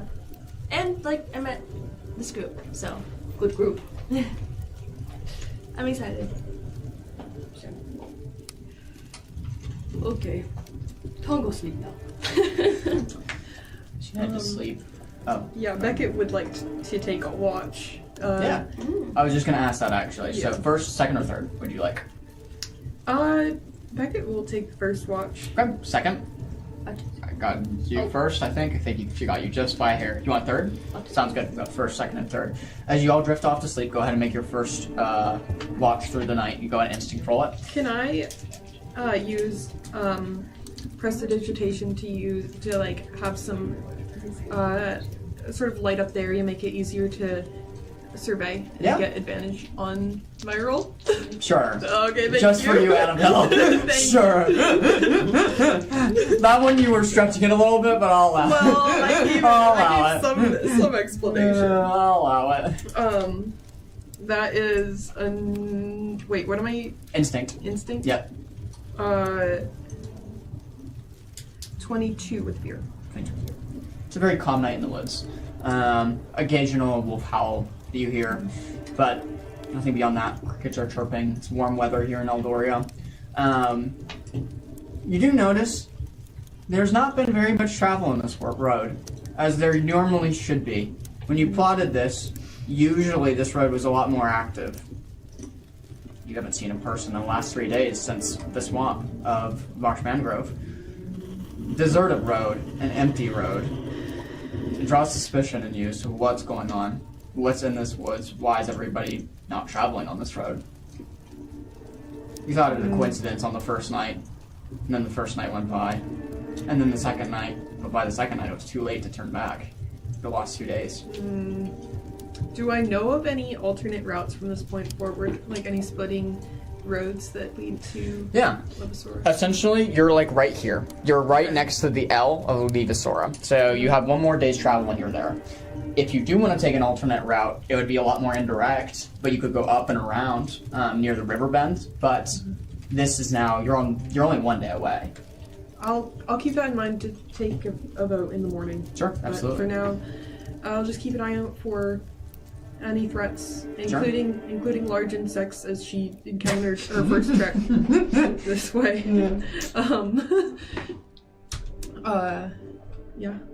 With that, sorry to interrupt you. I was just gonna say until the next watch, she'll just keep surveying. With that, the first watch is very calm. Nothing huge happens as you get ready to take second watch for Rendus. You drift to sleep, or Yeah, I'll just report to you about the watch and let you know my odd feeling about how deserted the road has been. Just wake me if you have any sort of odd feeling, even if you can't tell what it may be. I don't trust this place, but she'll go to bed. Yeah, you head to bed. And you wake up, you can see the moon's pretty overhead now, as it's about midnight, roughly in the woods. Go ahead and make me an instinct roll to begin your second watch for the party. I'm going to use one of my prayer dice. Yep, you for absolutely this. can. I'm going to use the one that's 4. Okay. It's going to be 12 with hope with the prayer dice. Okay. As you are looking around, everything's calm. Too calm. As you look around in the woods, you're listening for anything, and suddenly, twigs snaps roughly 45 feet away from you. As the campfire's gone out by this time, you listen in that direction. What do you do? I'm going to draw my sword. Okay. And I'm going to slowly move closer to wherever that was. Yeah. Getting closer and closer to the bush. As you move quicker, like, how fast are we moving to the bush, I guess? Very slowly. Very, very slowly. As you're moving very, very cautiously, you're being careful where to put your footing on the ground to make sure that there's no twig snapped. You want to startle whatever is in it as you grab your sword. As you get closer and closer and closer, suddenly, you hear this daunting call of what sounds like a war horn. You immediately wake up.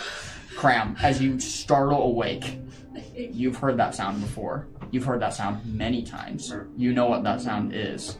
This was the song that they used to hear in Shiguk when someone was coming back from a victorious raid. As you immediately startle up, you look at Arendis, about to grab her sword, right to her bush. You have moments to react. What do you do? Bugbears! Those are probably some bugbears in those bushes! As you yell out to Arendis, suddenly you see a large group of figures kind of start coming towards your camp from the moonlight. You see towering figures lumbering from the shadows, muscles ripping beneath a coat of coarse matted fur. Yellow eyes glint with cruel intelligence as it grips its jagged mace wrapped in old leather. The creatures move with surprising silence for its size. It looks like at least 4 of them, kind of all around. You're moving towards one of these bushes. They looks like they're encircling you as they're moving closer and closer as you've just caught eyes with all of them. A low growl escapes its throat as these creatures are moving closer and closer. You see 4 bugbears. And then another growling noise coming from behind you as you turn around. From the gloom of night, a massive wolf prowls forward, its eyes burning with an unnatural awareness. The creature's dark fur kind of bristles over. It circles slowly, muscles tense. It's waiting for the call to pounce on you.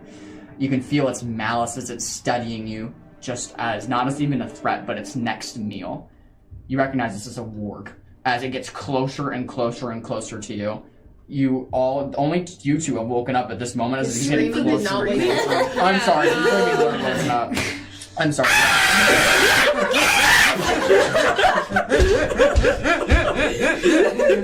As you scream and woken up from this, all of you immediately jump up, grabbing your weapons, seeing this unfold in front of you. That's already right. At least everybody's awake now. Yeah. No way doesn't wake them up. This is gonna give me a heart attack. The bugbears at the park. Welcome back, everybody. This is where we last left off. We left off with you guys all camping in a very peaceful wood. Very peaceful night. Nothing to worry about whatsoever. When suddenly the sound of a war horn echoed throughout the camp as you immediately arose from the screaming and the war horn, screaming from Cram. Horrendous. You quickly find yourself surrounded by several, it looks like 4 bugbears coming and crouching you. You are now considered vulnerable as you have 4 and they're pinning you. As they're getting closer and closer, they're moving. They're all numbered also for your guys' convenience if you're wondering like which one has health and stuff like that. As one of them is going to rush towards you and make an attack. That is a 9 to hit on the first one. It hits. It hits. As number 2 kind of rushes forward and swings with the huge kind of spiked club that he has in his hand.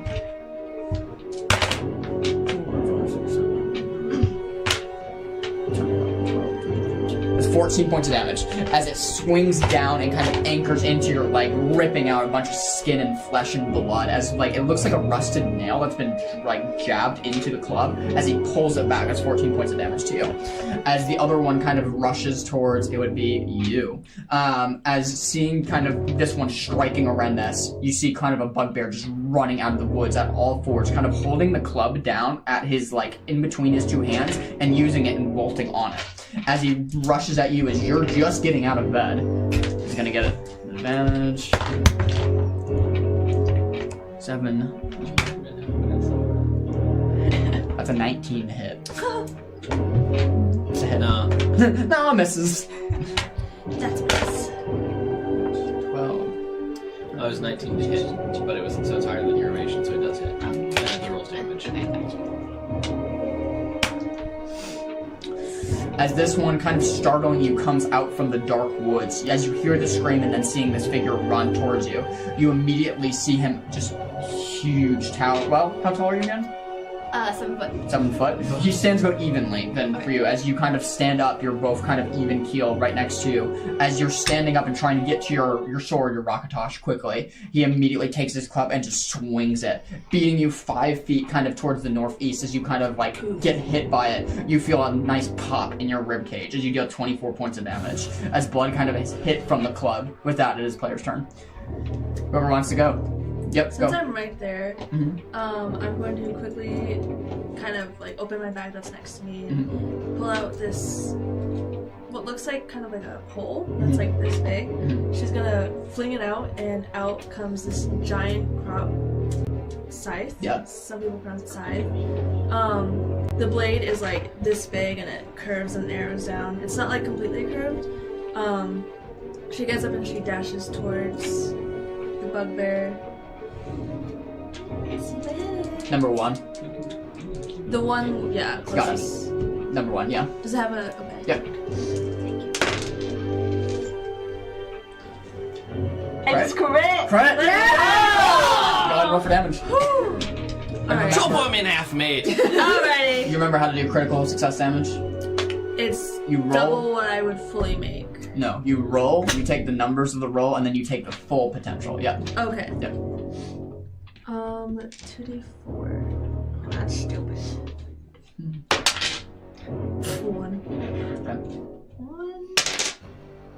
1. Be prepared of who wants to go next, because after she's done, it's still player's turn, being that she hit. So I rolled 7. So then would it be 14? Because that's So if you rolled 7 damage, how much is the weapon damage? I don't know what would help 2d4 you. plus 2. So you're taking max of that would be 4, and then adding If 2 you to can it. get out of range, So It would be 10. 10. Do you see where I'm getting that number Yeah, from? okay. Yeah, that makes sense. So 10 plus what was your original roll? Yeah, you go ahead and do it. I rolled 1, 5, 7. 7. Yeah. So 17 points of damage in total. Okay. As you run up, do you want to describe what this looks like as you unsheath your scythe? Yeah, so she's gonna flick it out so it comes fully out. Yeah. And she's gonna dash over to the bugbear and just kind of like jump down on it and kind of like slash through the shoulder of the bugbear. Yeah, as you jump up and slash down with this huge scythe that you've just unleashed, a nasty is let out by the bugbear as this nasty cut is across its chest. As this like Icarus, like maroon liquid pours from its chest as you like slice down very nicely. It's still player's turn. Can I move after that? Yeah, you've got 20 feet of movement left with moving up to it. So you got 20 movement wherever you want to go from here. With that, it's still player's turn, and I'll let you move your character. Yes, go for it. Oh, I was attacking the one that's by Tongo. Oh, okay, you said 1. So 1's up here. Are they numbered? Yes, they're numbered. I don't ones know are where they? you see that. I can't see the number. Is it not visible? I don't see the number. No? Okay, it's visible on my end. Hold on, let me Okay. see if I can... Let's see. They're so ugly. I just wanted that one because it was closer. That's to me. I have no unfortunate. I didn't idea. realize that there I was didn't no have it numbers. earlier. John, do you know why my character has a heart next to her? Because you're vulnerable. Or, Oh, yeah, okay. vulnerable. Yeah. 'cause He's they're- in love. It's you. Got shot by Cupid's arrow. Okay. I'm not sure why the numbers are not appearing, but no worries. So I'll apply that It's all part of to the that Okay, one. Yeah. so then I'm gonna just run behind it into those bushes. Does that consider me hidden? Yes, most definitely. Oh, beautiful. Yeah, and that condition has been applied. We're gonna go a little. We'll just go like this little like spiral to show that you're hidden as you immediately disappear into the wood. Who wants to go next? Beckett would like to begin something. She's not gonna complete it yet, but Beckett is going to yell, Arendis, get out of the way, and she's gonna start preparing fireball. Okay, sounds good. As you start preparing fireball, do you want to associate a trigger with it? Once Arendis gets out of range, she would like to cast it at that closest. Well, are they all out of very close range from the other closest party member? Very close range would be 5 to 10 feet. Okay. The closest person is Tongo to one, Who and he's is 5 feet away. From from the other 3, or from the one in the middle that's near Arendis right now. Arendis is right next to one 5 feet away. I guess I'm not sure. I don't understand your question. Sorry. Yeah. Let me just restart. Once Arendis gets out of the way, Yep. would Tongo be in any danger if of the In line of fireball fire? perimeter? The perimeter of the fireball spell is very close range. Mhm. So if it's hitting that, what's it called? Bugbear that's next to Arendis. Yep. Would it hit Tongo too? No, he's not in line of fire. Okay. You're clearing line of fire, and Tongo is a good 25 feet away Oh, from that okay. one.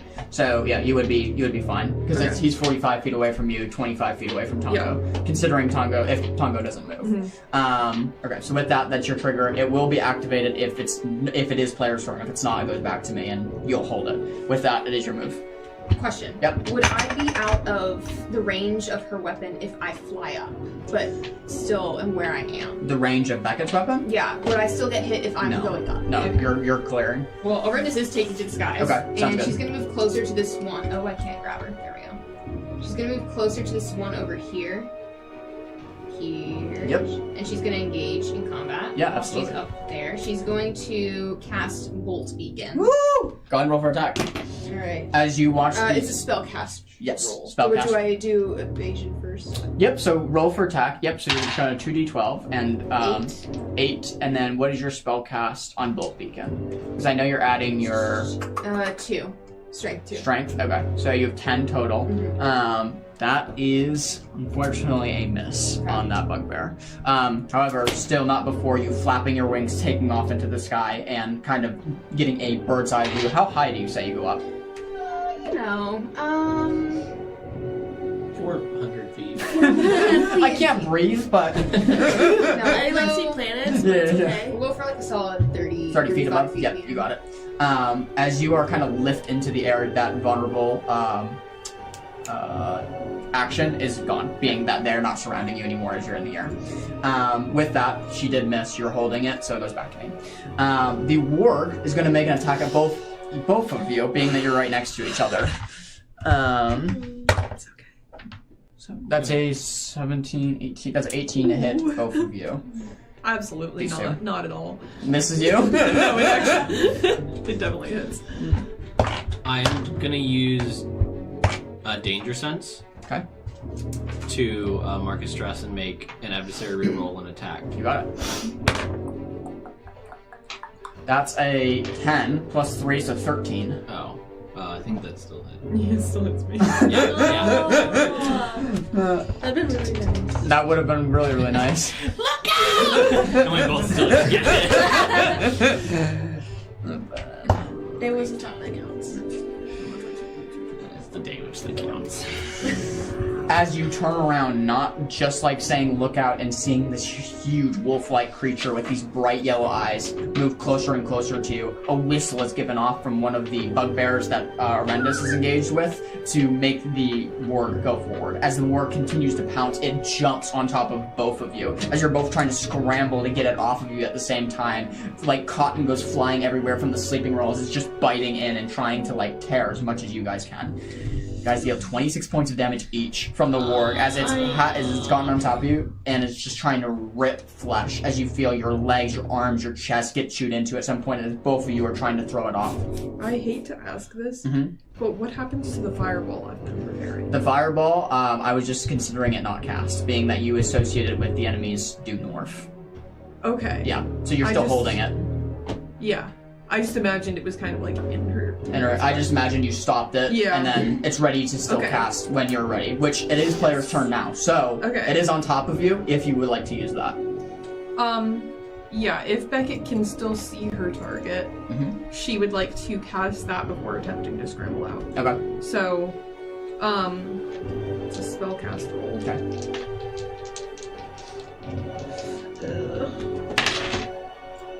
Okay.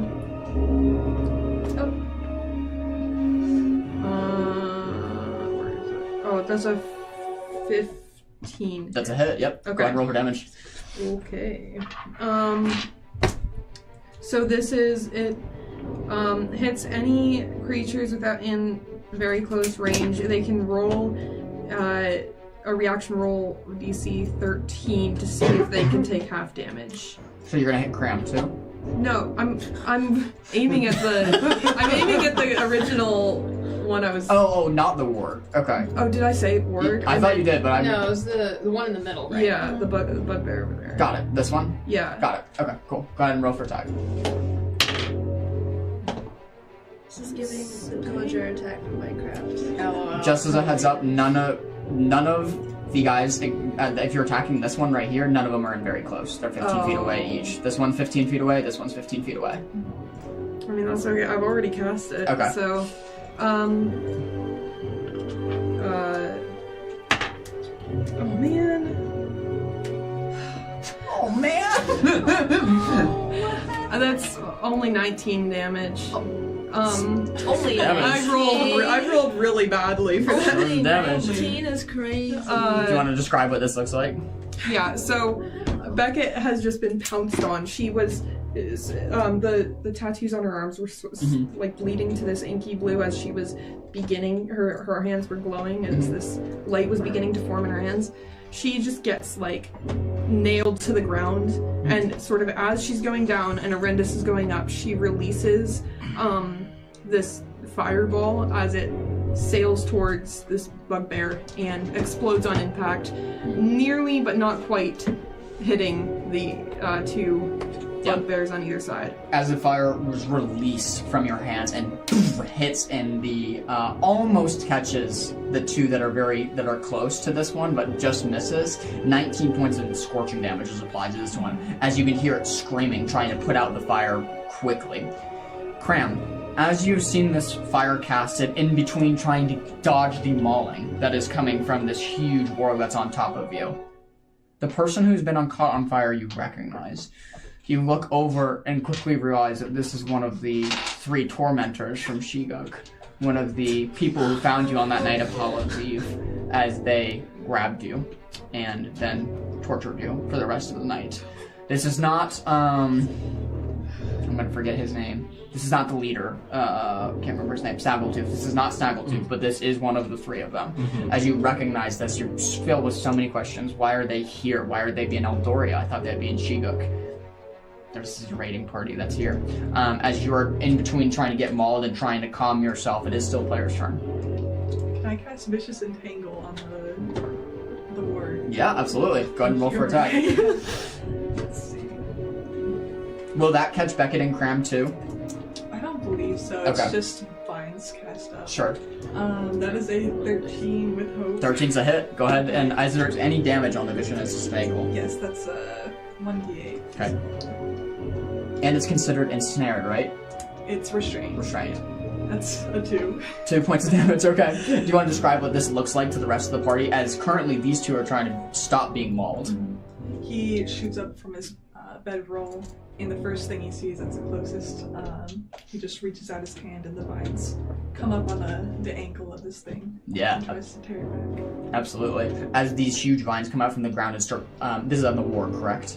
What? Is this on the ward? Yes. Okay, God, just wanted to make sure. These huge vines kind of creep up and grab the ankles and immediately kind of pulls him off, dealing 2 points of damage from the thorns, it kind of brings the huge beast off of you guys just by like a little bit of mouth, but now you can actually like breathe. After it's being pulled off of you, these huge vines is now considered restrained, which means everybody gets attacked advantage on the ward while it is still restrained. With that, it's still player's turn. I'm gonna attack it. Okay, go ahead and roll for attack. You get an advantage. Advantage on the evasion or advantage on the damage? Advantage on the attack, meaning against its evasion, yes. If he succeeds, I would also It's attack. Okay, go ahead and roll for damage. Oh, I suppose I should be form first. Yeah. Which piece of form? Oh, you foregoing your attack? Can I do it right after? Yeah. 2 action. Yeah, that's fine. I have a random DM question. Yeah, go Do for we it. have to announce when we're using an armor slot? Yeah. Okay, you can just mark it. Yeah. Okay. Good question. With him pouncing on me, being terrified, leaning back on my newfound inner strength that's been taught to me over the months of spending with Beckett, I'm trying very trepidatiously to pull the bravery out of myself and match his fierceness by transforming into a wolf about the same size. Nice. Yep. And with him restrained by a nice little thorn vine hug, I will then try to pounce on him and maul him back. Sure. Go ahead and roll for attack. Okay.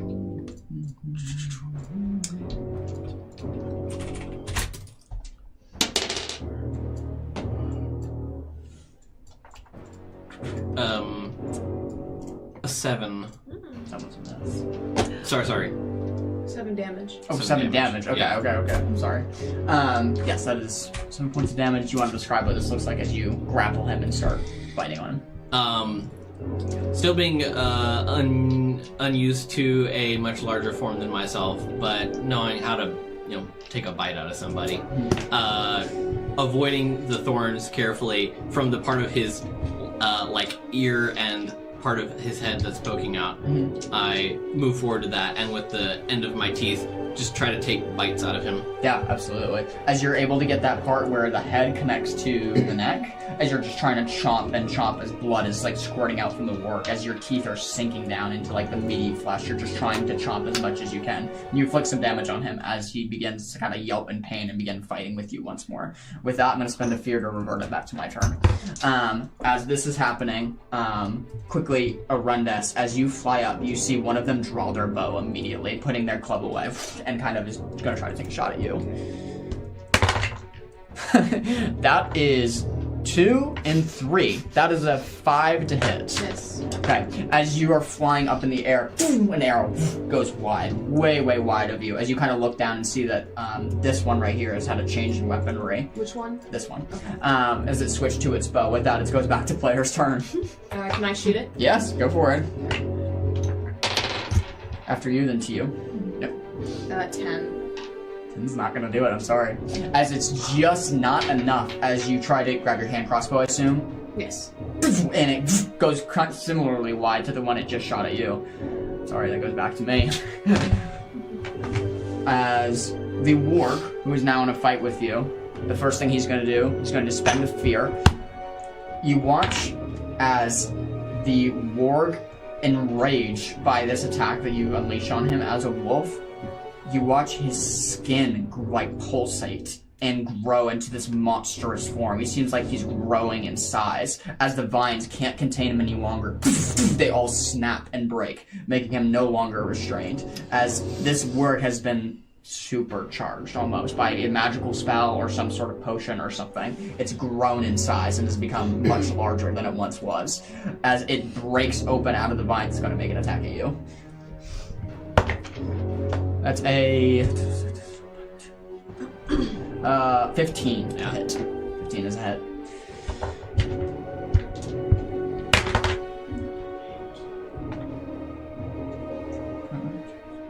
.24 points of damage as it comes and kind of unleashes itself on you, doing a hop and then kind of wrestling you to the ground. You can feel the bite marks and the claws of the war kind of as it's grappled you now, stapled you to the ground, and just biting over and over and over again. You still up? Yeah. Okay, sounds good. 24 points of damage with that. Still keeping going. So I'm gonna make another one. Seeing that that one just attacked Arundes, this one is gonna go and try to circle you, unfortunately. That's an 11 to hit. Misses. As this one runs forward and you, this time seeing it as you look over your shoulder, dodge, and it just kind of, just the club hits the ground. But that's player's turn. Yeah, it's you. I would like to, now that the fireball has been cast, I'd like to turn and try to help Cram attack this warg that has just grown in size. Yeah. Taking my my dual staff from the ground, I'd like to try to strike the creature and maybe like in the neck or somewhere where I can like knock the breath out of it. Sure. Alright, I will roll attack.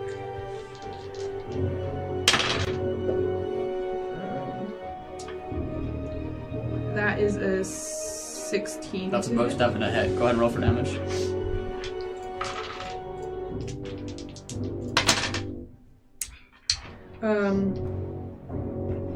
That's an 11 damage. 11 points of damage. Please describe this for me. Yeah, Beckett will sort of twist as the creature is growing and just like take her dual staff and absolutely drive this thing into the warg's neck. Yeah, attempting to knock the breath out of it or just catch it off guard in a vulnerable place. Yeah, catching it off guard for sure as you try to take the staff in your hands and hit the places that he is bitten as a wolf, just trying to knock it, and you see it kind of back up for a few steps before changing its perspective, looking at the wolf, now looking directly at you, getting ready to make an attack at you. Still player's turn because of your hit. Yeah, go for it. I'm gonna leap out from the trees and put the bugbear that is in front of me to the left of Tongo and Chokehold. Yep, you got it. That's a roll for that, correct? No? Or no? I just Marcus Stress. Just Marcus Stress to do it. So they're vulnerable, and then I also want to attack, and it says when a creature attacks a target who's vulnerable, it's extra 2d6 damage. You're attacking the one that you have in a chokehold. I Yes. imagine. Okay, perfect. Yeah, so as you grapple it and you kind of put it in a chokehold, how are you attacking it? With one arm holding it in chokehold, what are you doing with your other one? I'm going to use my dagger. Okay. So my scythe will be on my back, I'm going to pull out my dagger, Mm-hmm. and I'm going to try to insert it into its neck. Sure, absolutely. Go ahead and roll for attack on that dagger. You do have advantage because you have it restrained.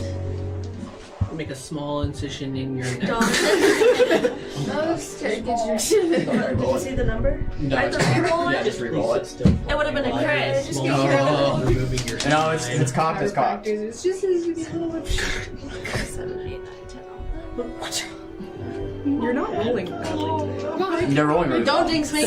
Well, don't. I'm sorry. I rolled a 1. Like, 15. 15's a hit. Go ahead and roll for damage. I almost can't roll once because Alright, I'm supposed to so- re-roll them as a halfling. I sometimes forget that. This is the 2d8. You know what it is, guys? The nameplates are live on the TV. I just don't know why they're not live on. I don't know why they're not live on your on your I side. can see them there. Yeah. So can you? Which one's? Okay, that's 1. That's 4. Is Arindus next to 3? 2 and 3. You're Is Arindus next to 3? 3 and 2. Yeah. Okay. 14. 14 points of damage. Go ahead and describe this incision. So she's going to have it in a chokehold, and she's going to put. I forget what this lock is, but she's going to put her. Triangle or something. Kind of like the armbar one, where like so the neck is here, and then she goes behind it to tighten on the neck, and then she's gonna use this arm to stab the dagger in. Yeah. As you take this brace that you're using and stab the dagger in, the warg lets off this hideous like yell as it is still restrained from your chokehold, and that was a successful attack, meaning it is still the player's turn. Can I try to hit the ward from here with Bolt Beacon? Yes. How far is Bolt Beacon? It's range? far. Oh yeah, you definitely can then. Go ahead and roll for attack. Alright, here we go. 60 feet away. You got this one. Are you still flying? by the way? 11. Yes. 12, sorry. It's 12. 12, you just hit it. 12, you just hit it. John, how far apart are those two wards that are over by Rendus now? Are they in very close range of each other? No, they're 15 feet away. Which one did you hit? I question, hit though. the ward. I'm So disappointed. I chose the right dice. See, I could hit the other two, Yeah, but then that's I'd what also hit. Yeah, you'd hit Tongo, wouldn't you? Yeah. Or top. Oh, you're considered unhit now, just as... Yeah. Yeah, thought you knew that, but just... I'm gonna go I could 9. technically hit the Raise my ground in dice. between the two of them. 9 damage on the ward. 9 points of damage. Describe this attack for me. As you unleash Bolt Beacon. So, seeing that the ward has been ensnared once more, I'm going to turn around and attempt to help Cram and Beckett. And I'm going to fire Bolt Beacon at it in hopes that it'll help them get a second to step back and try attacking more. Yeah. As this beacon of light is shot out by your hand, and it like looks like a lightning bolt to all of you being this night, and just striking the huge warg. It kind of stutters back, dealing that successful damage to it, as it stutters back a little bit more, trying to recoup itself from those last attacks.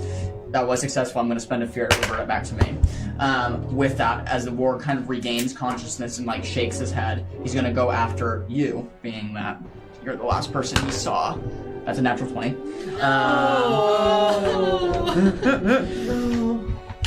Which I'm going to spend a fear to double that and activate anybody nearby with close range, which will be you.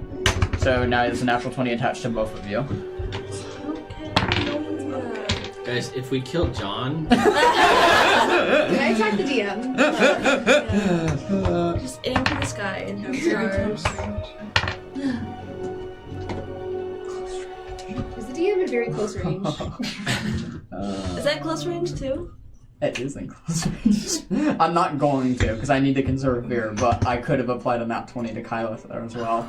8, 9, How are you 17, looking so 20. You're fine. How are you guys? So that's I'm just a little 22 less times 2. I only have one 44. Okay. Yeah, 44. As the warg growing in this size, you can see these nasty tendrils begin to creep out of its mouth and anchor itself around its head. Almost like it has this jaw that has been split open and there's a monstrous creature inside. As whatever's inside of it is trying to now escape. This is a very nasty sight as it looks like this whatever's in it is possessed this warg to use it as its house. As this creature kind of stumbles forward and immediately makes an attack at both of you. These huge tendrils kind of wrapping around you and slamming you to the ground. Rows of teeth from the warg chomping down with the multiple kind of disjointed jaw as it's just chewing on you guys. 42 points of damage to both of you. How do you know it didn't just miss? Well, it's a nat 20. Wait, I know. 42. 42 points of damage. What happens in the circumstance that it doubles your severe damage? That's 4 HP. That's 4 HP. Does it? Yep. Wait. Are you still up? No. Okay. No? Okay, we'll come right back to you. You're still up, I correct? can also. I just calculated the damage. Yeah, I think that it's. Wait, you said it's 42? 42 points of damage, yes. And then do you want to use your armor slot? It says only 3. You can use an armor slot to reduce it down to 3. So Or that'd 2. I think it'd be, it'd be 2. Yeah. Okay. As you were doing that mouth calculation, I need you to make me a death move, please. Graham's down. Graham's down. As this has happened right next to you, suddenly the massive amounts of chomping, a squeamish amount of blood is being released from his body as this chomping is occurring from this huge, possessed warg creature. Becky is not a barbarian, but can she go into, a rage? As the tentacles come out and aid, you have the silhouette of the now much larger warg from behind, silhouetting the much smaller wolf, and as he dashes to the side, comes around, chomping into my back, using the tendrils to pull me up and slam me down on the ground, and then going in after knocking you to the side with his head, going to town on Graham, and ripping up flesh as you see as I'm going to roll to what? That's weird. That's not how I thought it would really happen. But I'm gonna try to take a scar. That's not what I thought you were going to say. When you said I was going to roll, I was like, oh no, he's risking it all. No. Okay, go ahead. So go ahead and roll your hope die. Remember, you need to be 4 or higher to not take a scar, because you're level 3. That's correct. Yeah. Nice, you got it. It's a crit success. You only roll 1. Oh. You only run. Right. You only run. But you were they're both 10s. You are unstably unconscious with no scar attached. As you drop down, kind of unconscious, I'm going to put a little marker on you. They're both 10s. As you drop kind of into unconsciousness, you can see blood kind of pooling from Cram Beckett. Mm-hmm. This is not looking good as he's just dropped. With that, it is player's turn. Yep. Mama Bear Beckett. Yeah, Beckett. Yeah. Okay, Beckett would like to grab Cram and try to get him out of the creature's range. Yep. Drag him over. Just to give you a heads up, he is going to get attack of opportunity if you do want to do that. This is a creature that does have attack of opportunity. Meaning, if you move away from it gets a free attack. Can I get in between him and Cram and use Magic Hand to bring Cram out? It's a very creative way, yeah, I'll definitely allow that. Do you have to roll for Magic Hand? No. Okay. I don't think so. Hang on, let me double check. You could tag team because they have Magic Hand. Yeah, no, it just says you can conjure it. Sure. So describe to me what this looks like is you grabbing the Magic Hand and putting yourself in a place of not weakness. Yeah. Beckett is going to grab her dual staff, and just try to distract the creature. It's not the most precise attack, but she tries to ram it into the creature's throat where it was just all the tendrils were coming out. And as she's attempting to do that, she sort of a Magic Hand sort of comes into existence behind her, sort of glowing, and grabs Cram, dragging him over to a nearby tree somewhere where he's out of the way. I'll let you roll. I'll let you move Beckett, and I'll move Cram with you wherever you move to. Right. Yeah, Beckett can just go there. Okay, and then him over here. I'm guessing. Does that sound good? Sure. Okay. Yeah. As you maneuver the hand and put his body safely, you kind of get up to the warg. And are you? I heard you something with a staff, right? So are you attacking it too? Can I do that too? Yeah, you absolutely can. Sure, Still player's I'll turn. attack it. Yeah. Okay.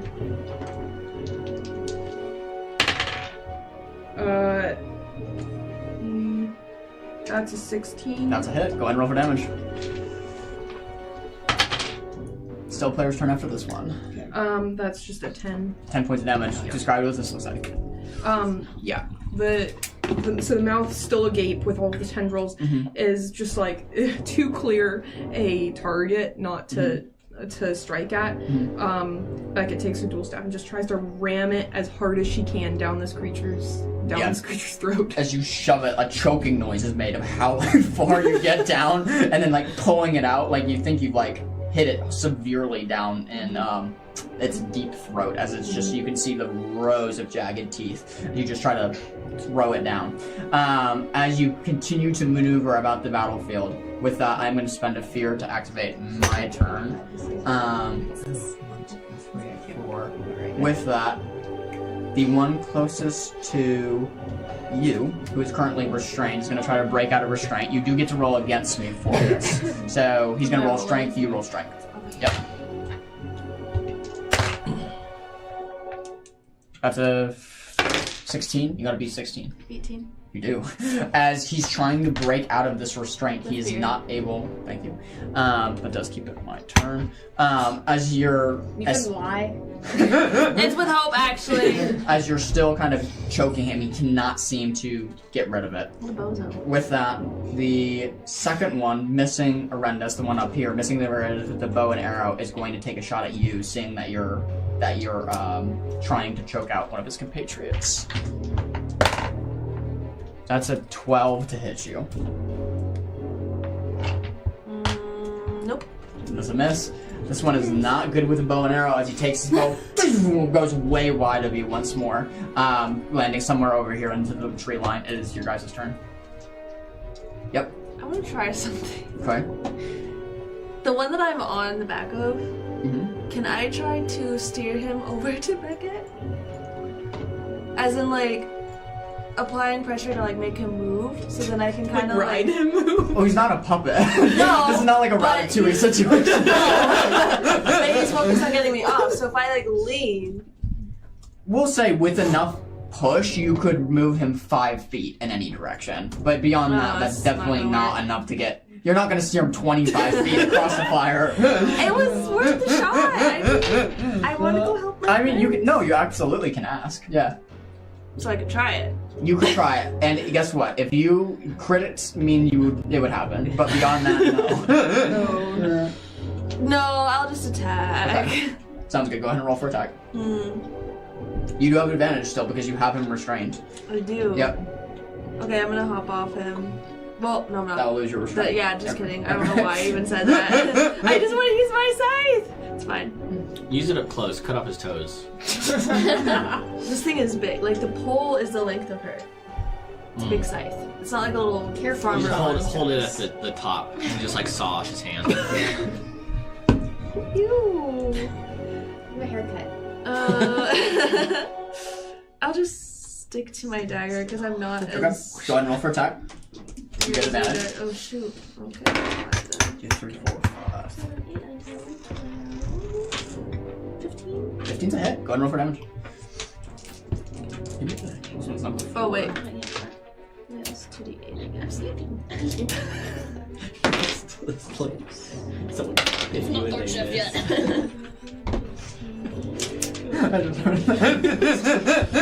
Just like a desire bite.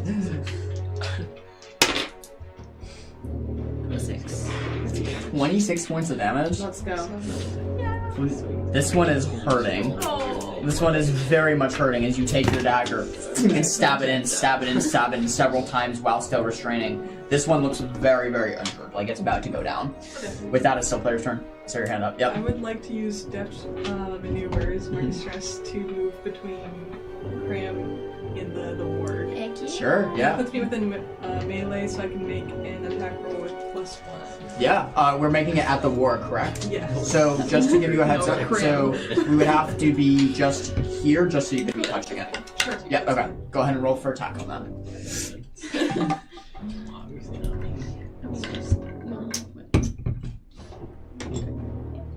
That is a 15. That's a most definite hit. Go ahead and roll for damage. Okay. AC is 12 for the warg, if you guys haven't figured it out by now. That is 8. That's 8. Okay, awesome. Describe what this attack looks like for me, please. I dash behind the wart, Mhm.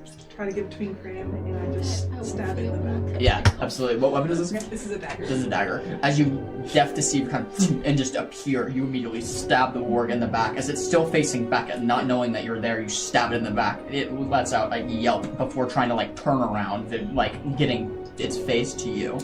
With that, it's still player's turn. I want Orinda's to move over.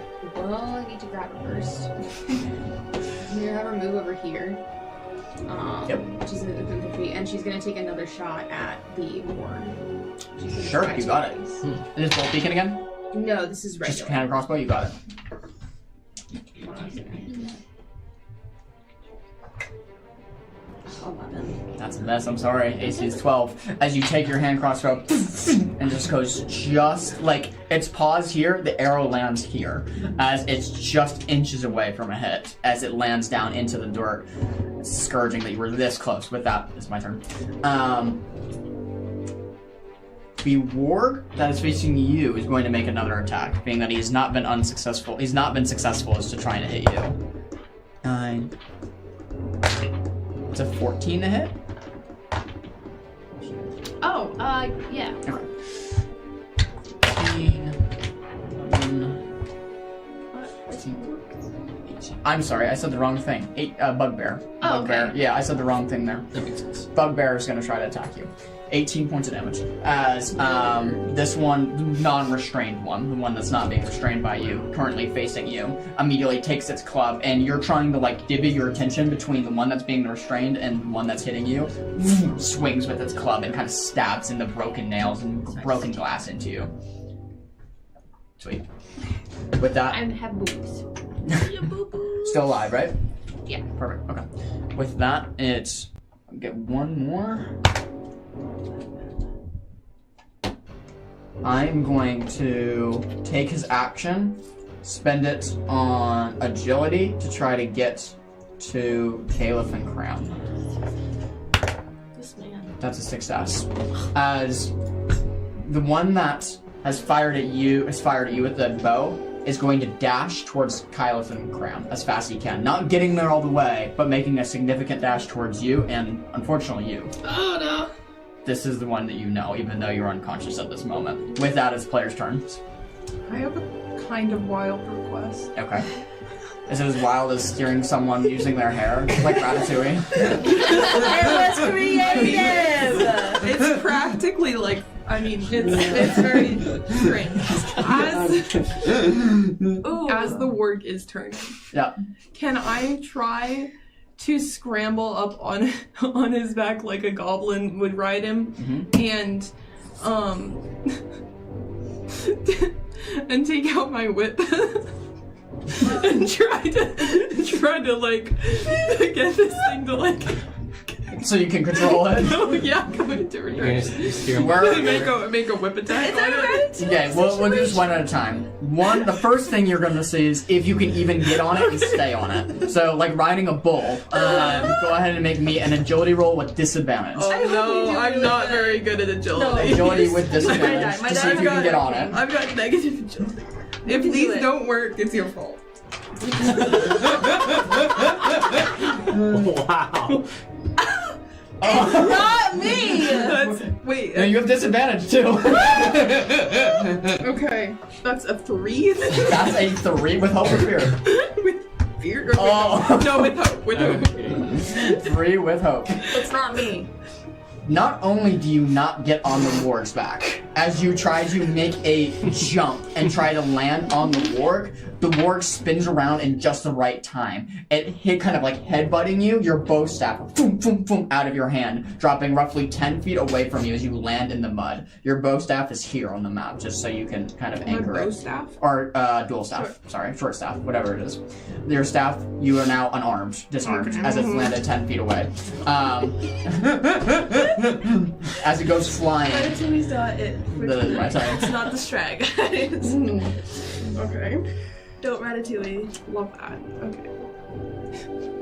Is Stop it your turn or can I? It's mine. You missed. Okay, Sorry. yeah. John's really thinking. Are you gonna hit me, John? I don't like that. Hit him, John. I'm rolling the sea instinct.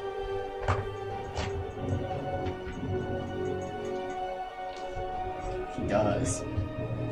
As this one charges forward with a scar over his eye, he just completely goes past you, not even looking at you, running past you as fast as he can, last seeing the magic hand that was cast.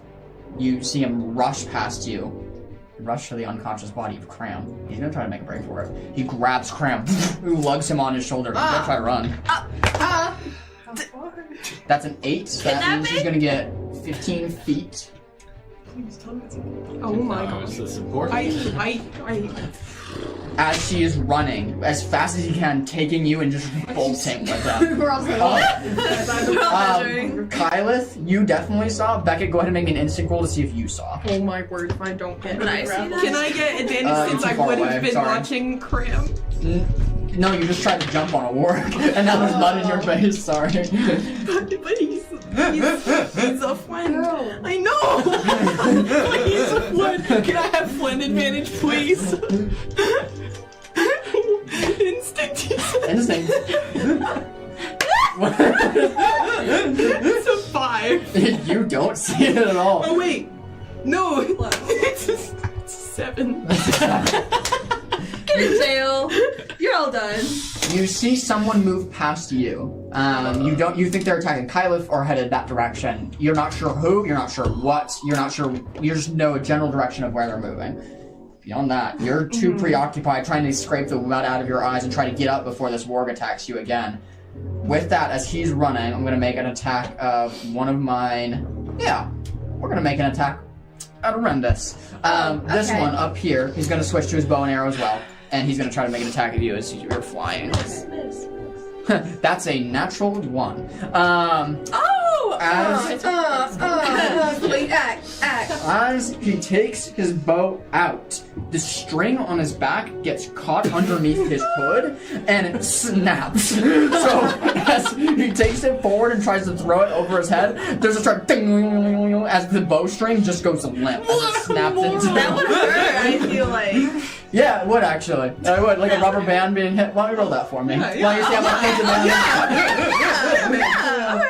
How's that for High five on that loser! He takes, like, the worst rubber band feeling stretched out possible. He takes 6 points of damage as it stretches out to a point of, like, unboundness. It just lashes back, and, like, someone getting whipped by it, it just snaps as he just stumbles forward. Like, 6 points of damage to him, and it's player's turn. Poor guy. That's all. Kyle was first. I would Then like to use Kyle Tongo, my Beckett. grappler or attempt to pull him into melee range. Yep, the one that grabbed Cram. Yes. You got it. Go ahead and roll for attack. That's creative. Wow. A 19 with hope. Oh. That's very much a hit. yeah. Go ahead and roll for damage. That's a 7. 7 points of damage. And then your grappler pulls all the way towards you, correct? It brings him to melee.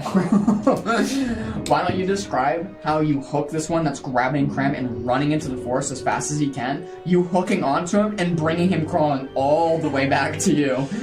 Yeah, so I pull out from my belt with my my hook anchored on my hip, toss it straight into his thigh. Yeah. Pull him back. I yell, "Arr!" and kind of goes out as it hits the thigh. As he drops Cram, Cram's body kind of goes rolling a little bit.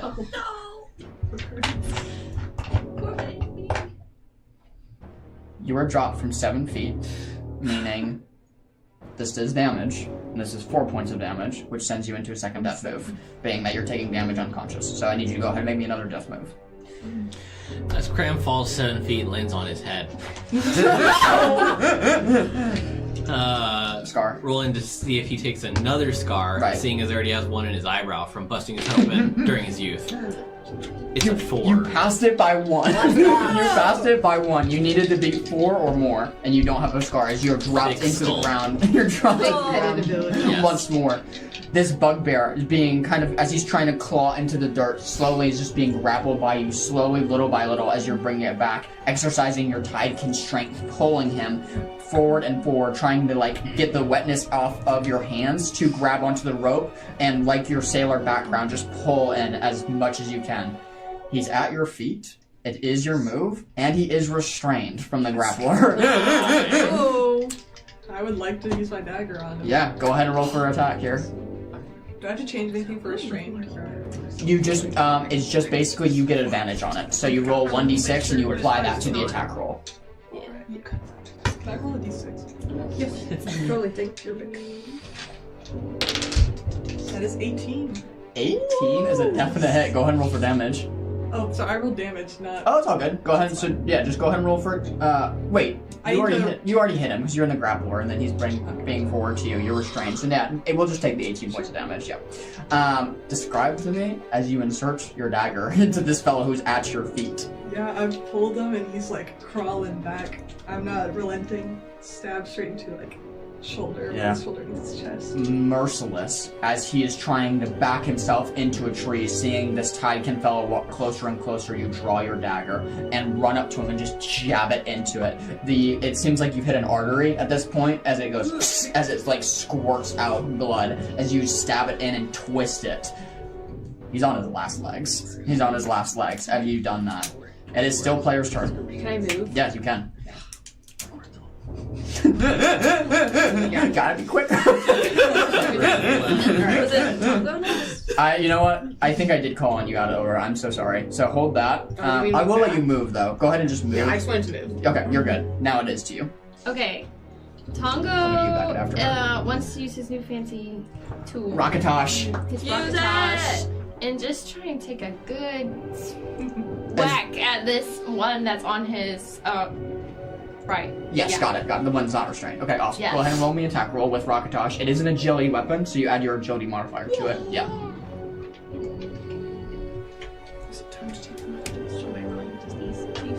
Yes.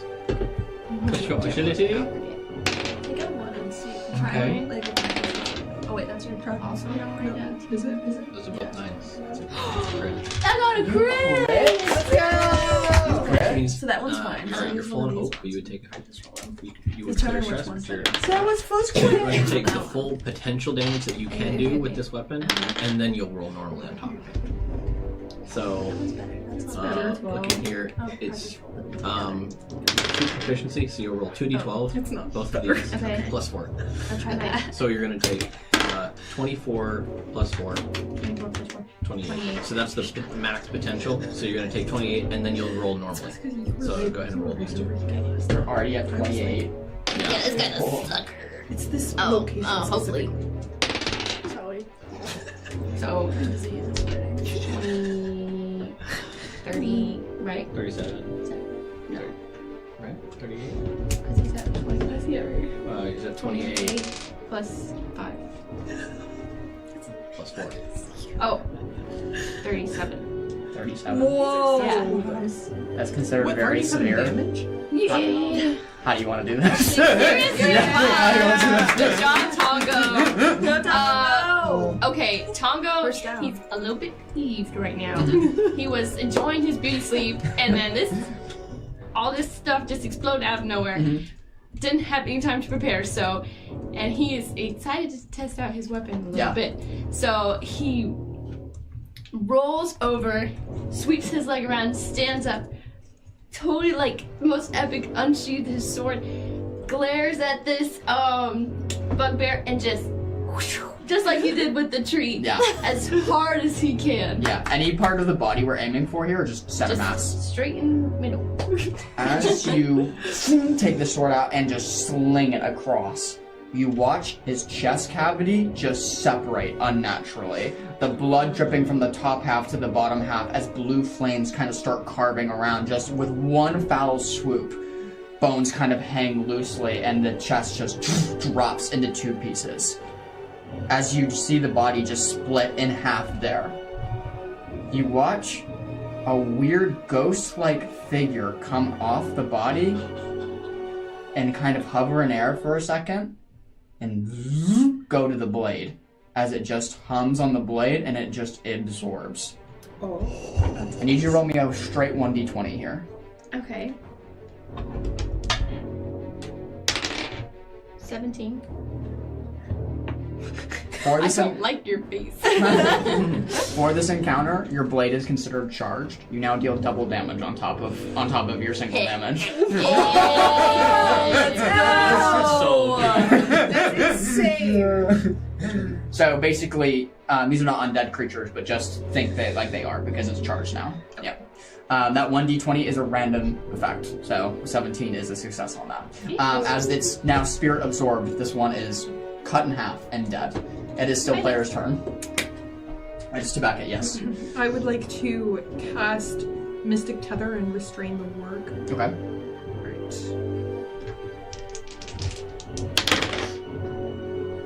Girl, It's okay. It's Annabelle tonight. It's not that bad. It's not that bad. That's a 17. Oh, 17's a hit? That's not bad at all. It's just her dice right there. 17's a good. 17's a hit. Yeah. Okay. So that would have been a crit. Why did you give me the other dice? That would restrain Yep. the warg. Yep. And Beckett would now like to retrieve her fallen dual staff. Yeah, absolutely. Wherever that fell. Yeah, so you're here, you're at 10 feet of movement, so you have 20 feet of movement left if you'd like to use it. You retrieve the staff, you grab it, you got 20 feet of movement from the point you were at. The warg has been restrained. Mm-hmm. Alright. She will... Does she see Cram at this point? No. No. She doesn't see that he's missing?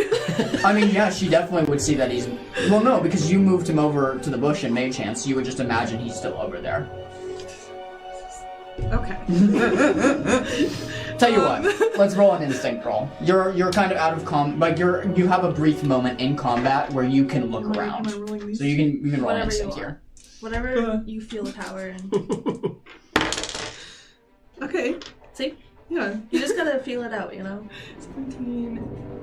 Oh, you see it. 19 with hope. Yeah. And you with hope. You spot him roughly 50 feet away from you. He has moved, as it looks like someone has moved his body or something. You see Orendis flying over, trying to get to him rapidly, and it looks like Kyleth has engaged one of the bugbears that was next to him or close to him, as they two are battling it out right now. With that, I'm going to spend a fear to activate my turn. The one that you just attacked is going to make an attack at you. That's a 14 to hit you. My evasion's 14. So. Oh, beat it, sorry. It's a high evasion, 14. Yeah, that's really stuff. 9, 10,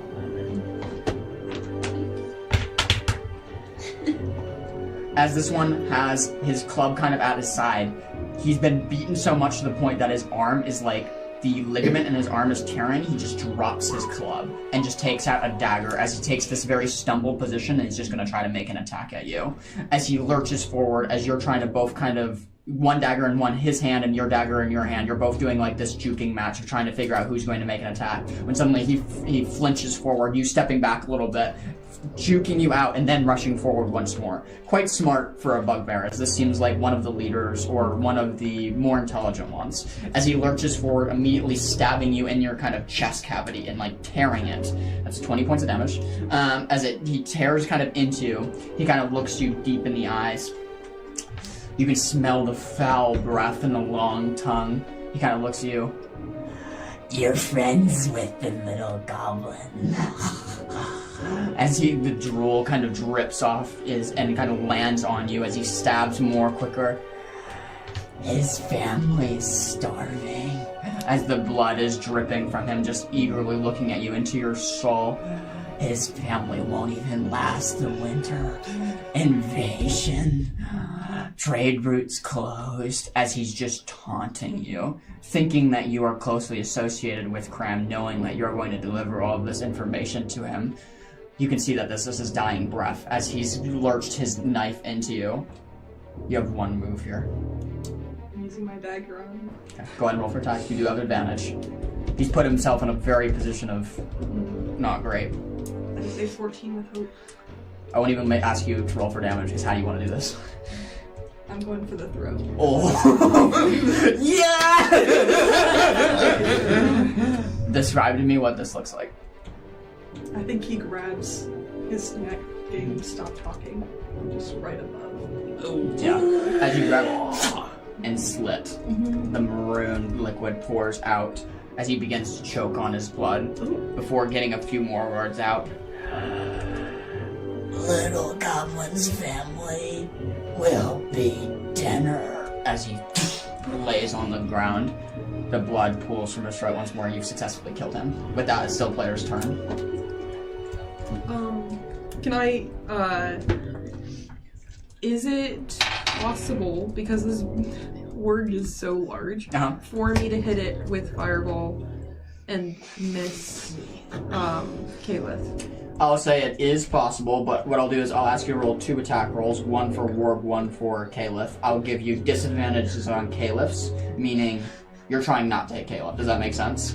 So, regular attack roll on Warg, disadvantage attack roll on Caliph.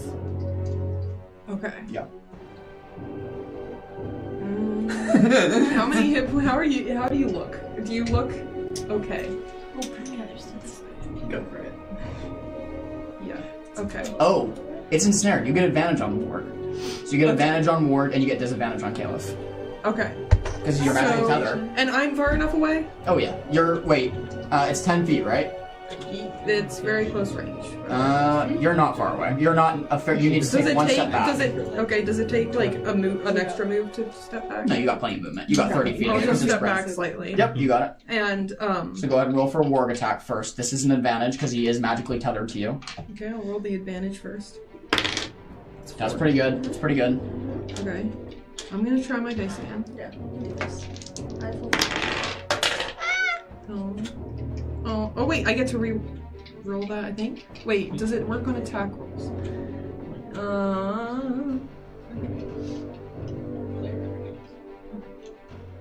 I think that works.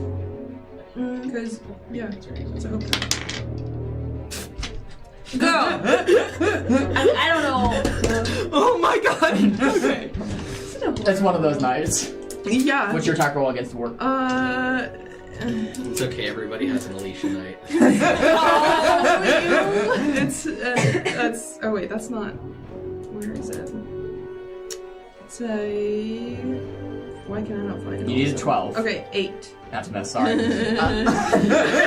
As the fireball goes wide and swings towards you, make your disadvantage roll on Caliph. I just rolled really well. Oh my gosh. Let me reroll it. What is your total roll? 5. Okay, wait, but that's 45. disadvantage. That's disadvantage. That is disadvantage. I can Okay. do anymore. That's So 13. I just died. Your evasion's 14, right? Okay. You miss her by 1 evasion. Yeah. As you see this huge fireball coming towards you from Beckett, it looks like she just fired it towards you. You immediately duck and roll out of the way. And a little singe goes across your clothes that you're able to pat out right away. No damage taken. I will say you do take a stress from that. As you see a huge fire just coming I don't towards you. want to volunteer for a stress, but I would take a stress from that. Sure, then go ahead and take a stress. I appreciate the honesty in that. With that miss, it is my turn.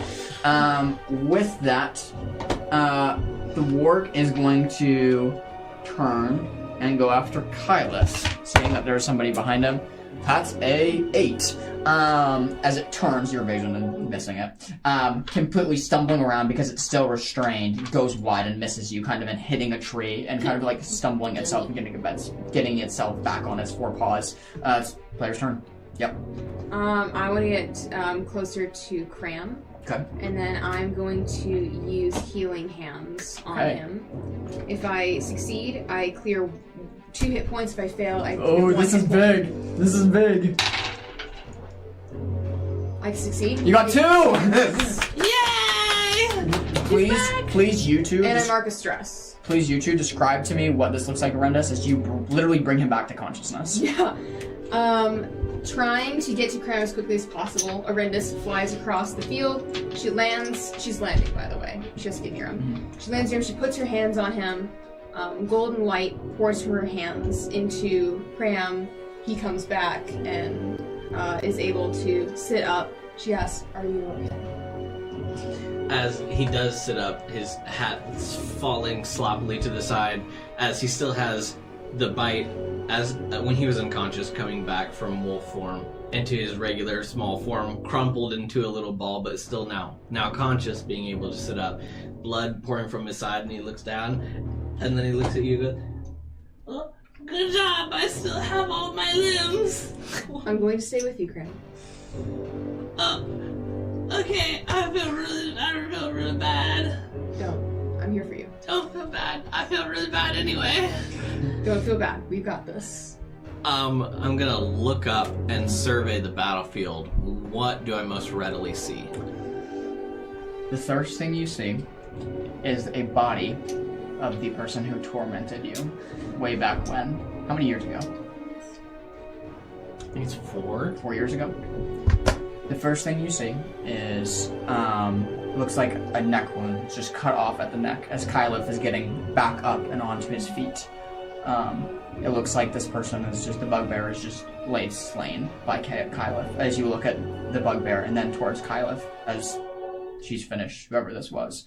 As you brush your shoulder, you take bugbear fur off as you ponder what just happened and kind of look at it and feel the grittiness under your fingers.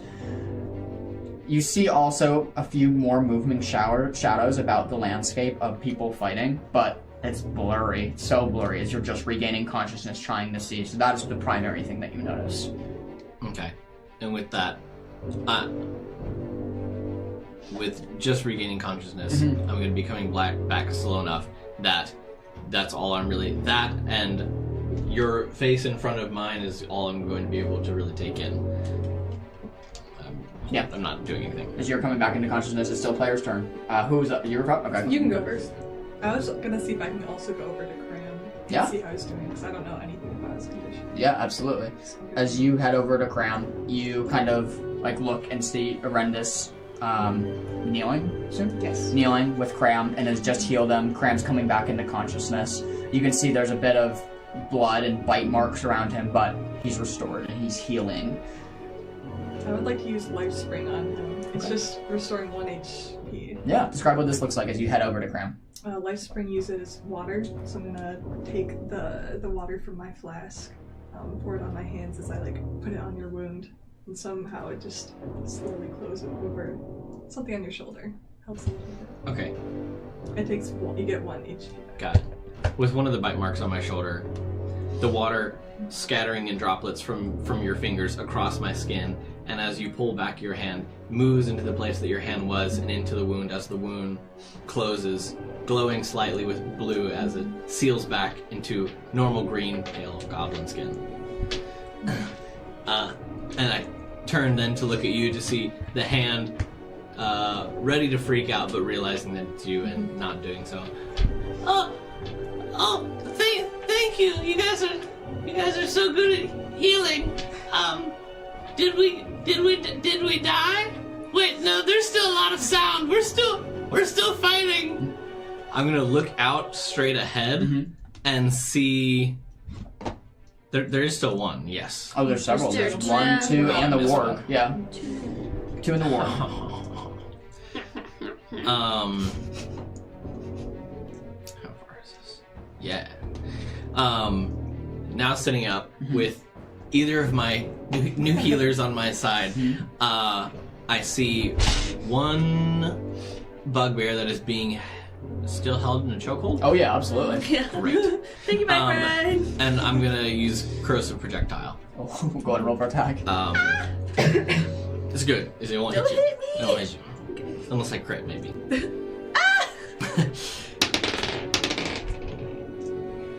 Oh.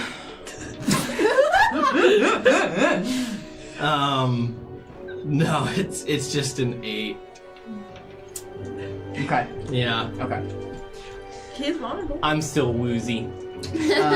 As you shoot out the corrosive projectile, it shoots out kind of like probably 30 feet or 40 feet, landing like near the dead campfire. So it just doesn't have enough distance behind it to close the gap between you and the one that she's chokeholding. With that miss, it is my turn.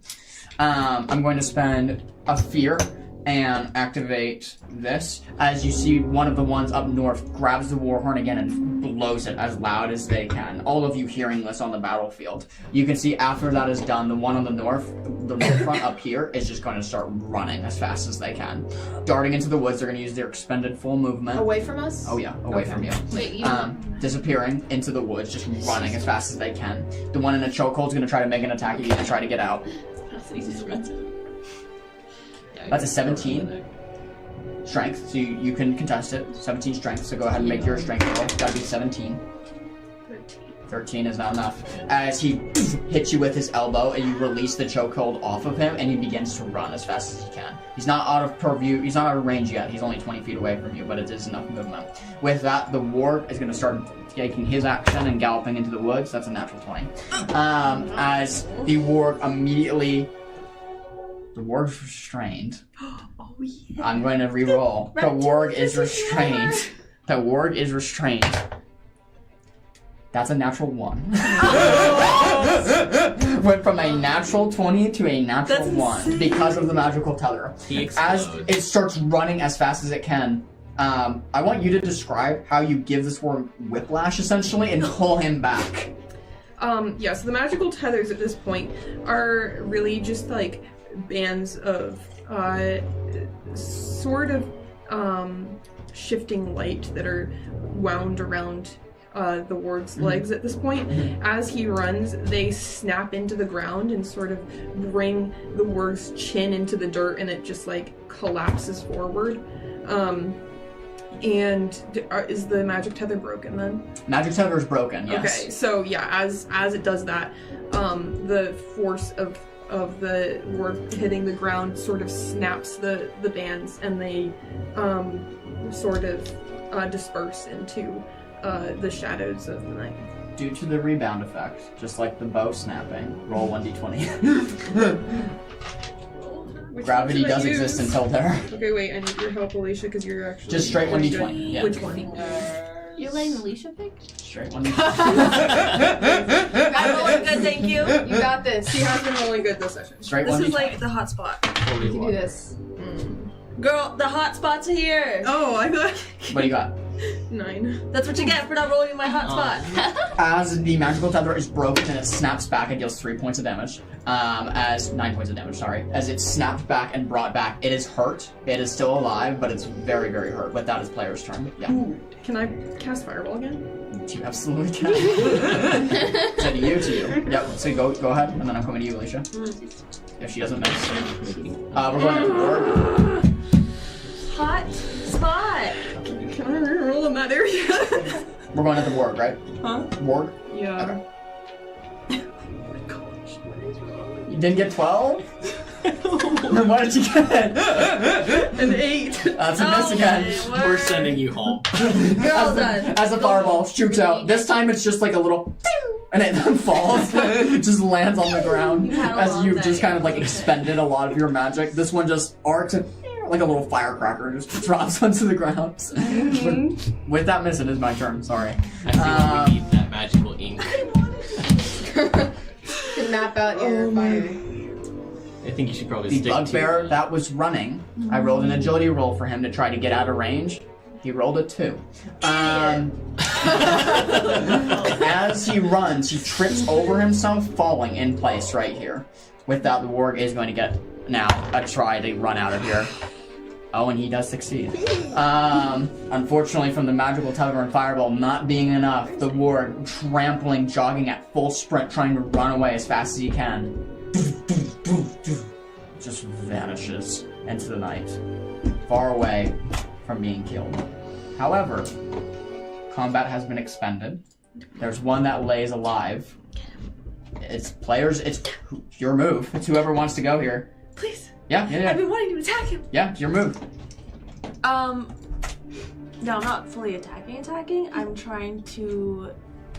I'm gonna use my. Hang on. I want to use my grappling hook. Okay. To kind of. Yeah. Go ahead and roll for attack. You get advantage. He's falling down. This guy. He's almost dead too. He's on death's doorway. Break his knee. Break his knee. Well, I'm coming knocking. Okay, so I'm rolling to get over to him and. No, grappling hook. You throw it and it breaks his knee. He's close enough? Perfect. No, I mean, you can if you want to. It's up to you. There's some more. I just rolled twice and got like get above like, the DC both times. Yeah, of course, as soon as I don't hit it, 14. Yeah. That's a hit. Go ahead and roll for damage. Well, I don't want to damage, I want to drag him over. Non-lethal. Go ahead and roll for non-lethal damage, Non-lethal meaning it's going to imply the damage and basically put him in a state of he's going to die.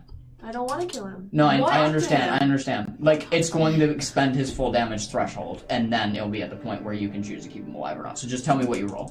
This is just a I'm mechanic. just gonna roll. Just a mechanic thing for you. I'm not gonna kill him. I know you want it to be non-lethal. 16. Okay, got it. As you take the grappling hook and nail it into his leg, as a yelp kind of comes from him as you're just pulling it in. Yeah. What would you like to do? Once he gets over to me, like at my feet, I'm gonna keep it hooked and. Just yelling out in pain, screaming. The force is just echoing with the sound of the screaming bugbear. If anybody didn't know you were fighting, they certainly do now. They're just bloody murder screaming coming from this creature as you're dragging at him. Oh my god. So dramatic! I'm gonna tie the rear feet. So one's already has the grappling hook. I'm gonna tie the other one together with the rope with the grappling hook. And I'm gonna like go over to his head and like kind of close his mouth so he can stop screaming. You just as he's like trying to like bite you as he's getting closer, as he's like tangled up in this like grappling hook now. He like tries to bite you as you're like taking his head and shutting it and trying to close his mouth. Yeah, so I'm gonna just be like crouched and like holding his mouth shut. As you are holding it, is a good time to mention, you notice that there's blood coming from pretty much every orifice on his face, indicating to you that he is minutes away from death, most likely. He's probably had some severe brain damage during this.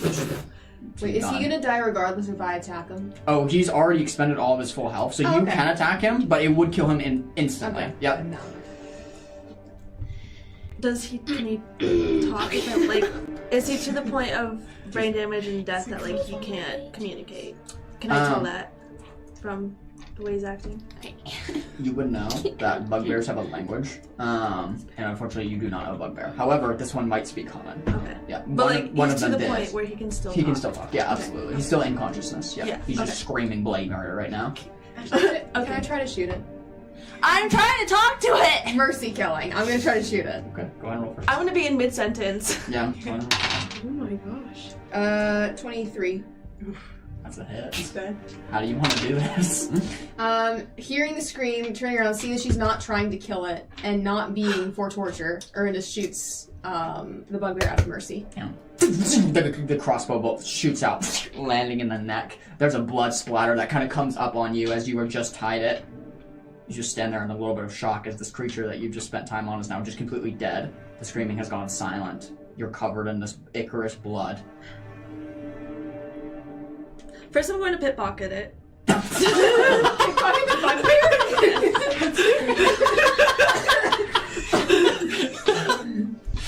Okay. Anything? Yeah. I wouldn't hear a lot. Well, It's kind of fun. You got in a couple of things. Okay. I'm gonna do, just for sake of expediency, loot table for all of them, and then you guys can divvy up who finds what or whatever. Okay. Amongst all of you, you find one handful of gold. So 10 gold pieces coming off of all of them. So you can divvy up that however you want. You find all of their weapons, so 4 spiked clubs, 3 bows with sets of arrows attached to them. Someone might want to write this down. There's a couple of things. Yeah. Put them in the For You want to call him out as he says them? Yeah. Who would want him? Yeah, that's a good idea. I'll take a I bow. would like a bow. Yeah, okay. How many arrows? It's like roughly 10.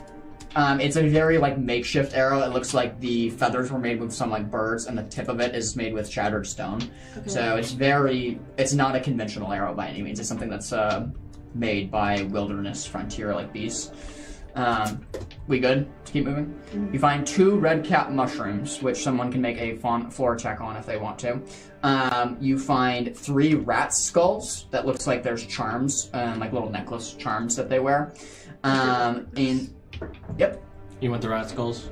Unless Graham wants them. I'm good. I'll take the mushrooms. Okay. And lastly, on the leader of the pack, you find a note.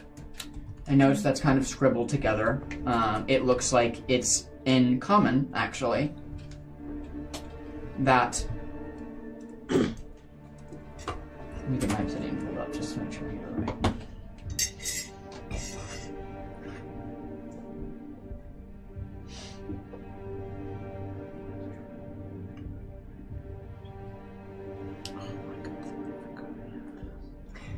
It is a plea deal.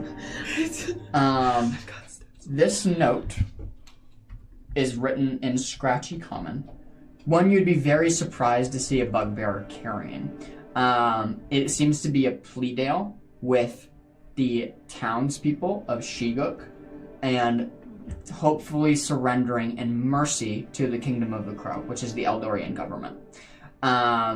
Like I said, the scribbling doesn't match something like a bugbear would write. This was someone who was literate enough to write. It's in this black ink. It details an agreement where Shiguk would come under protective, essentially protection from the crown of the Kingdom of the Crow. And basically it would be, think like Nassau is to the United States. It's protected by the United States even though we don't own it. It's not ours. Same idea. It would be protected by Eldoria, even though they don't rule it, they don't own it. It's a very curious thing for a bugbear to be carrying. It doesn't look like it belongs to him by any means. Can I take the note? Yeah, absolutely. With that is all the good... Oh, sorry, one more thing. Also in the leader's pocket, there's a small ruby about this big that has been half cut, meaning there's still rock that's part around it. It looks like it was like his one valuable, meaning you take it to a jeweler to get it more cut, and it could become a lot more valuable. So it's about a ruby this big, like a quarter big, but it still has a lot of black molten rock kind of affixed to it. So who wants that? Well, I'll no take one it. else. I'll take it. It just sits Sure. there. I'll take the rock. After the loot has been garnered to everybody and given, yes. Can I walk over to the one that I originally saw, the one who I thought that I would recognize? And upon inspecting it, checking his now bloody face, he was not the one that I recognized, but not the one with the snaggletooth. Not Snaggletooth, no. And so there were 2 others on that night. There was a shorter one and one with a top hat. Can I take the top hat from his head and which is probably now bloody, and survey it? Yeah. I was gonna say this actually was the shorter one. Okay. So no top hat is present. His left eye you recognize is scarred and it's foggy. As you recognize, that's what the shorter one had. This looks to be like a leader of a small troop. Weird that they are in Eldoria, nevertheless. But he seemed like he was leading this little tribe either to deliver this note or something. But this one you would recognize as Meguk. So M-E-G-I-I-K. Meguk. Was always very, very harsh, very, very brute, and very, very strong. Small but strong. As Cram looks at his face, which is now messed up, he reflects back to the night that he last saw him, of being, for lack of a better word, kidnapped for an evening and forced to be the entertainment for this and some other bugbears, transforming into lots of different animals, stressing his body out to near exhaustion. And reflecting on that, I feel deep anxiety in my gut. And instinctively taking a step back while looking at him, not just from him being mauled, but from the memory and the emotion that comes with that. Feeling a little bit sickly, but not doing anything more.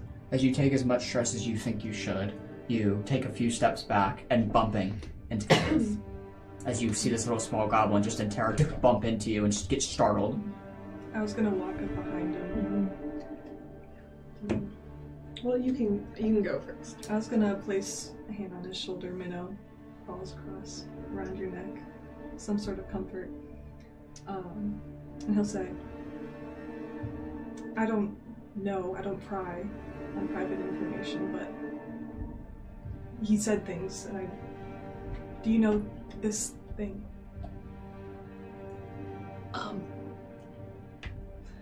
Sort of absently pets Minnow curled up around his neck.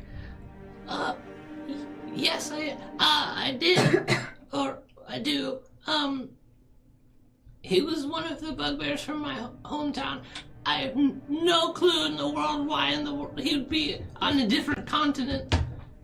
But yes, I did know him. He was very, very mean, and he did a lot of bad things to me. Is your family where he was from? Are they safe? Yes. What did you sit him down and have a conversation? When he stabbed me, he had a lot to say. He mentioned your family, an invasion. I don't know where they are, or if they're safe.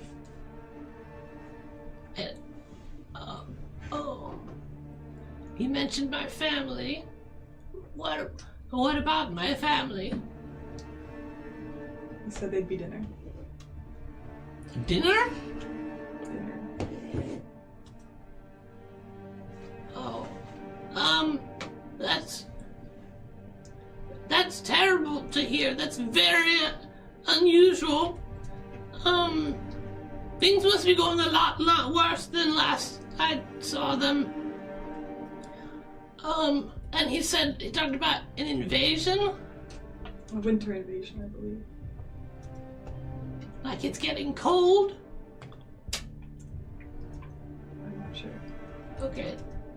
Oh.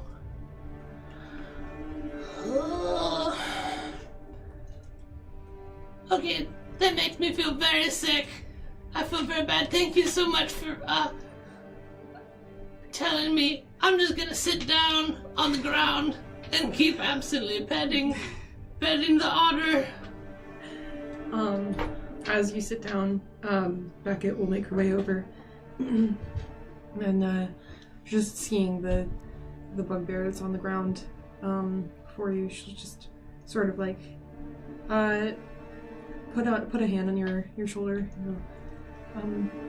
Graham, are you all right? I know bugbears were.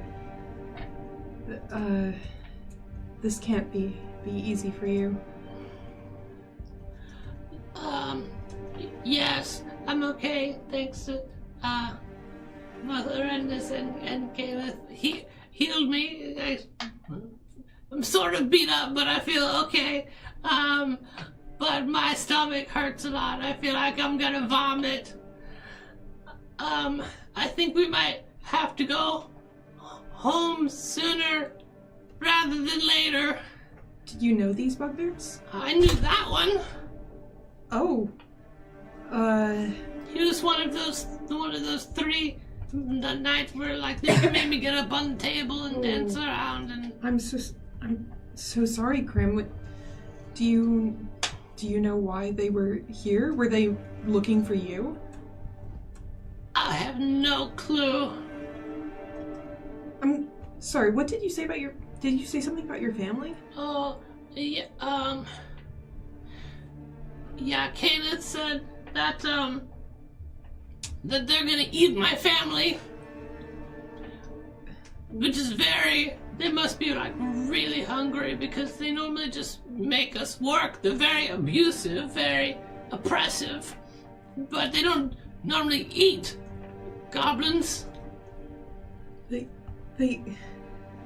One of them threatened to eat his family? Do they say anything else? I'd like to mention how they picked him up and carried him off during battle. Mm-hmm.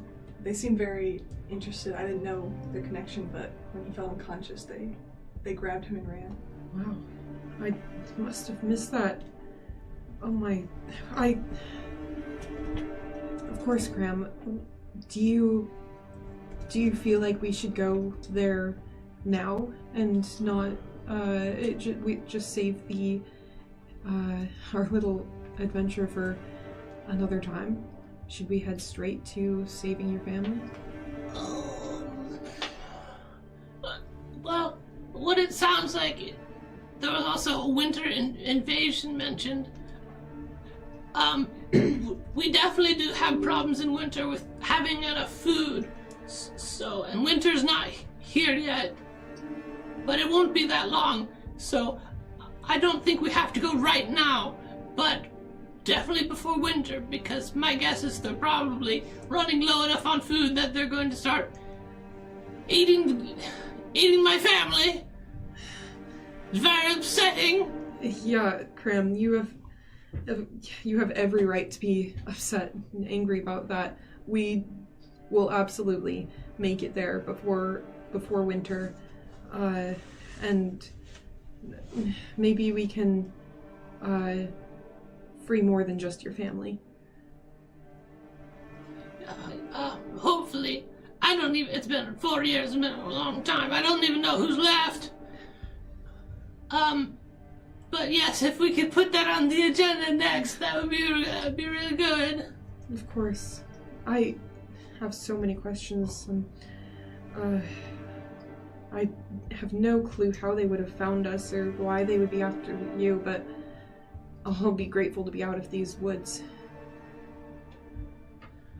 Yeah, I suppose we just keep going, because the faster we do this, the faster I can go home. Exactly. And thank you, Arendis, for looking after him. Yeah. I saw you going to help him. I was not able to make it, unfortunately, but thank you, of course. You guys are such good fighters. I'm so glad we have such strong people. I heard that you chopped somebody in half. Tis true. Good fun. Yeah, it was really gross when I looked at him. Yep. Yeah. Okay.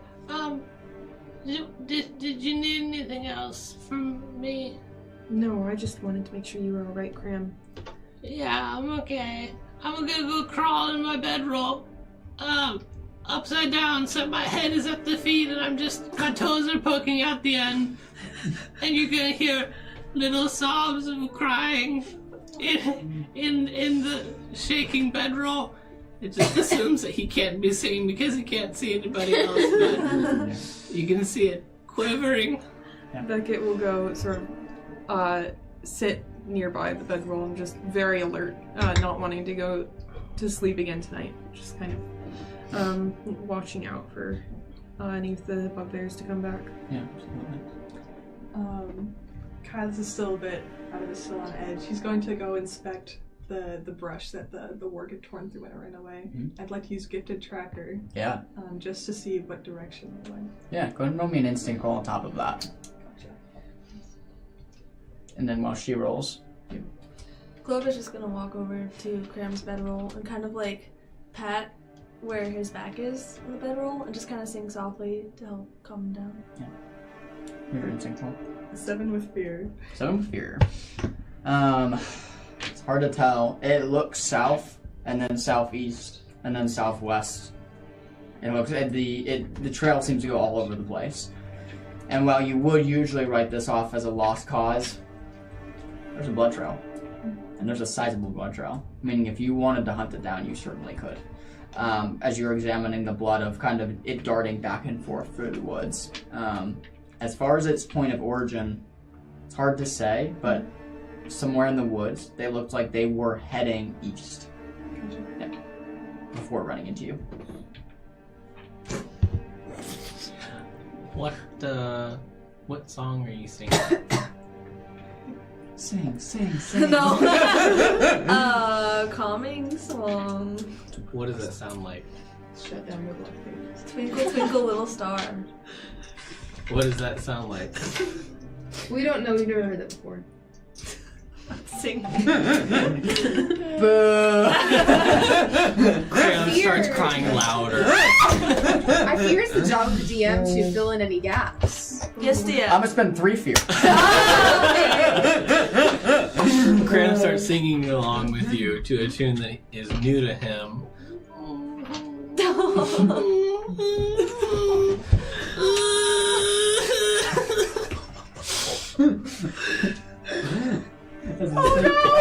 As the singing seemingly have not helped. As Cram is just crying and whimpering. As you're sitting there in the bedroll, kind of just sitting there back and forth. Go ahead and make me an instinct roll. To see how many tears are rolling down. No, just an instinct roll. Okay.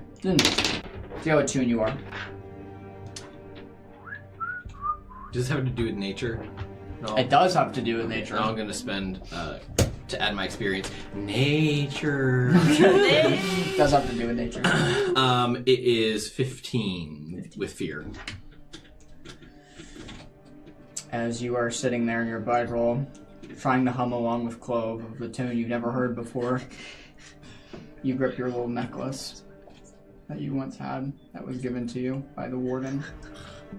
And as you grip onto it and try to hold on to it, it begins to glow. Just a soft green glow in your hand as it kind of lights up your palms. To the people on the outside of the sleeping bag, it would look like there's like a little firefly trapped inside. As it begins to glow, you feel this wave of peace wash over you. Like this was the test that the dream spoke of, or maybe the test is still to come. But you know one thing is for certain. The warden is near and the warden is with you, as you can alleviate all your stress marks as a blessing has been bestowed upon you.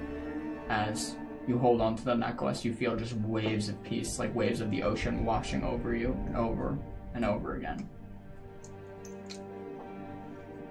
Feeling soothed from my sadness, there's still a reservoir of anger that broods, and Cram's gonna whisper back to the darkness, That was a stupid test. Please don't leave though.